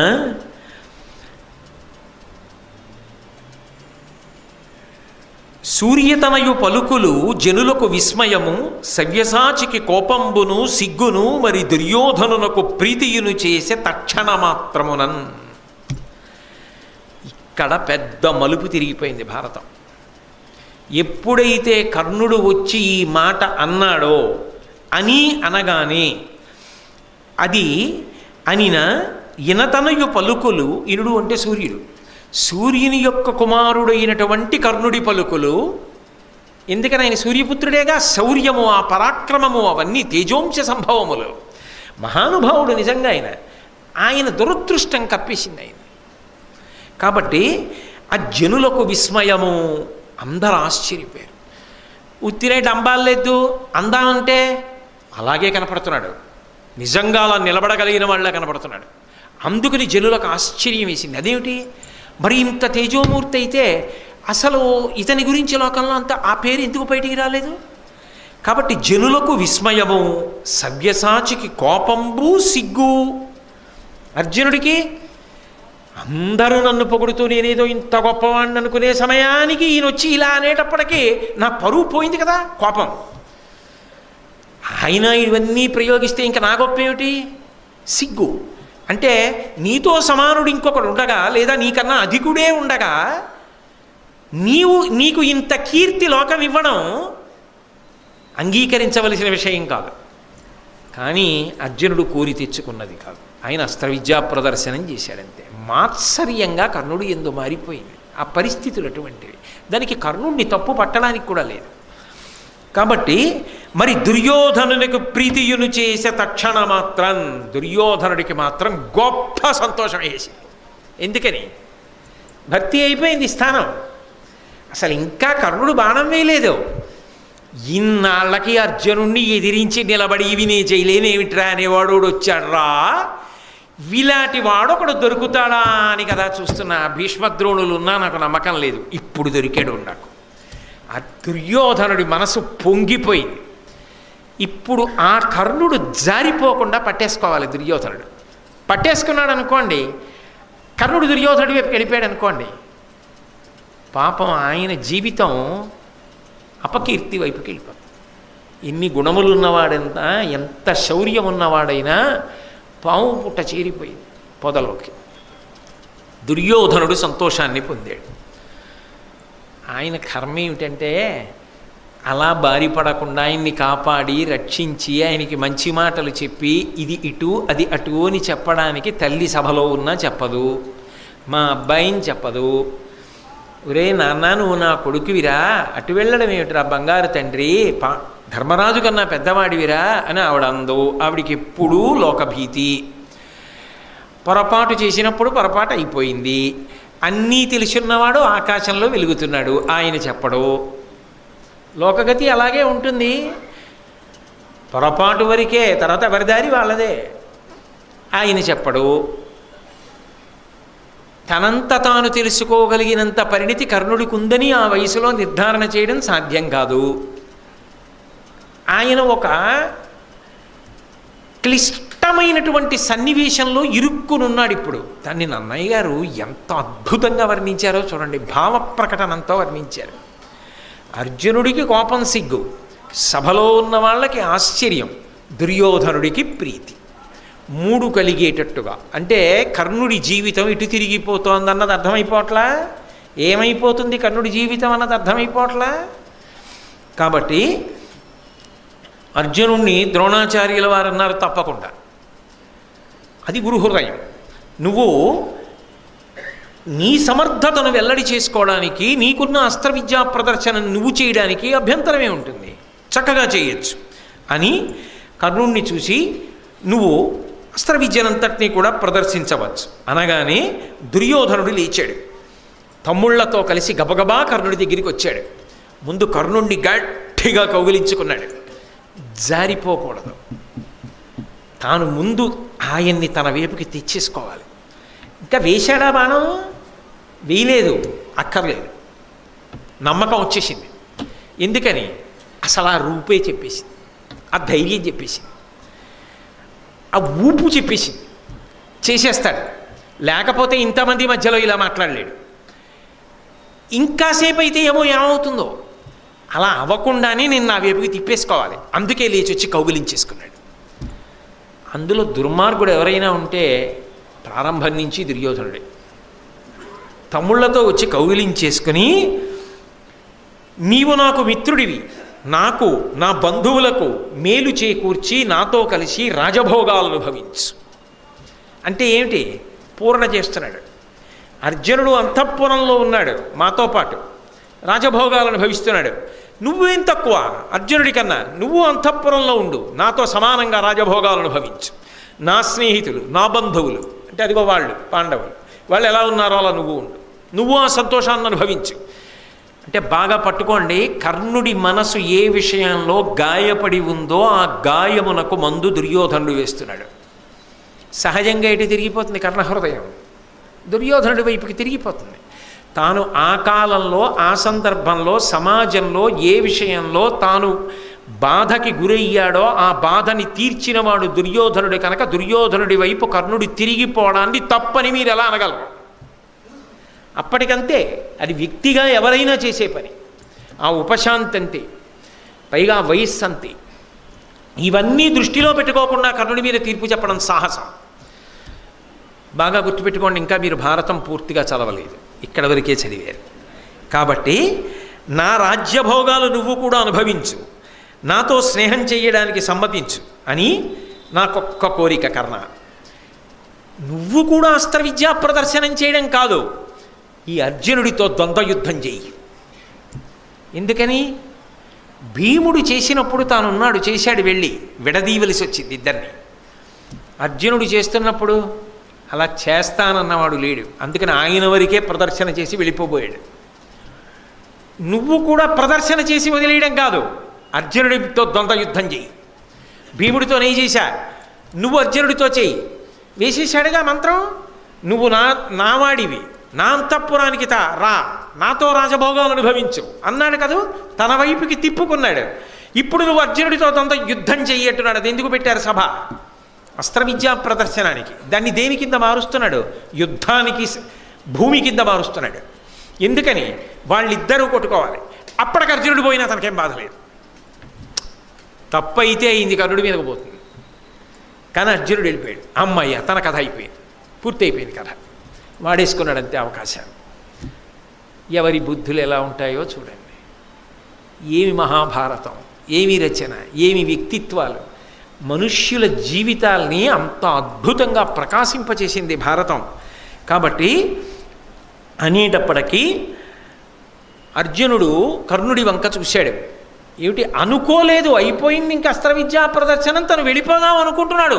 తెల్లమద్ది చెట్టులో ఈయన ఎవరో వచ్చేయడం, ఈయన మాట్లాడేసేయడం, దుర్యోధనుడు వచ్చేసేయడం, కౌగిలించేసుకోవడం, తమ్ముళ్లతో వచ్చేయడం, కరచాలనం చేసేయడం, నువ్వు మా అంతఃపురంలో ఉండండం, రాజులతో పాటు గౌరవాన్ని పొందండం, ఈ అర్జునుడితో ద్వంద్వయుద్ధం చెయ్యండం అన్నీ విన్నాడు. ఆశ్చర్యపోయాడు. అది ఏమిటి ఇంతవాడా, నాతో ద్వంద్వయుద్ధానికి వస్తాడా? ఆశ్చర్యం ముప్పిరికొని అన్నాడు, పిలువంగబడక సభలకు బలిమింజని పలుకు పాపభాగుల లోకంబులకు జనవేడి పలికెదు పలువా ఎరుంగవు పరాత్మ పరిమాణంబుల్. కర్ణుడి వంక చూసి అర్జునుడు మరి తిన్నగా సభలోకి వచ్చి నాకు అనుమతి ఇవ్వండి అని అడగకుండా అర్జునుడిని ఉద్దేశించి కదా అన్నాడు. నీకేనేమిటి పెద్దొచ్చు, ఇవి నాకు వచ్చు, నేను ప్రదర్శిస్తానన్నాడుగా. అందుకని అర్జునుడు కూడా అంతే పౌరుషంతో జవాబు చెప్పాడు. అసలు పిలవకుండా సభలకు వచ్చి బలవంతంగా వేదికలు ఎక్కుతామన్న వాడికి ఏ పాపం చుట్టుకుని ఏ లోకానికి పోతాడో ఆ లోకానికి పోతాడు. నిన్ను ఎవరు పిలిచారు ఇక్కడికి వచ్చి అస్త్ర విద్యా ప్రదర్శనం చేయమని?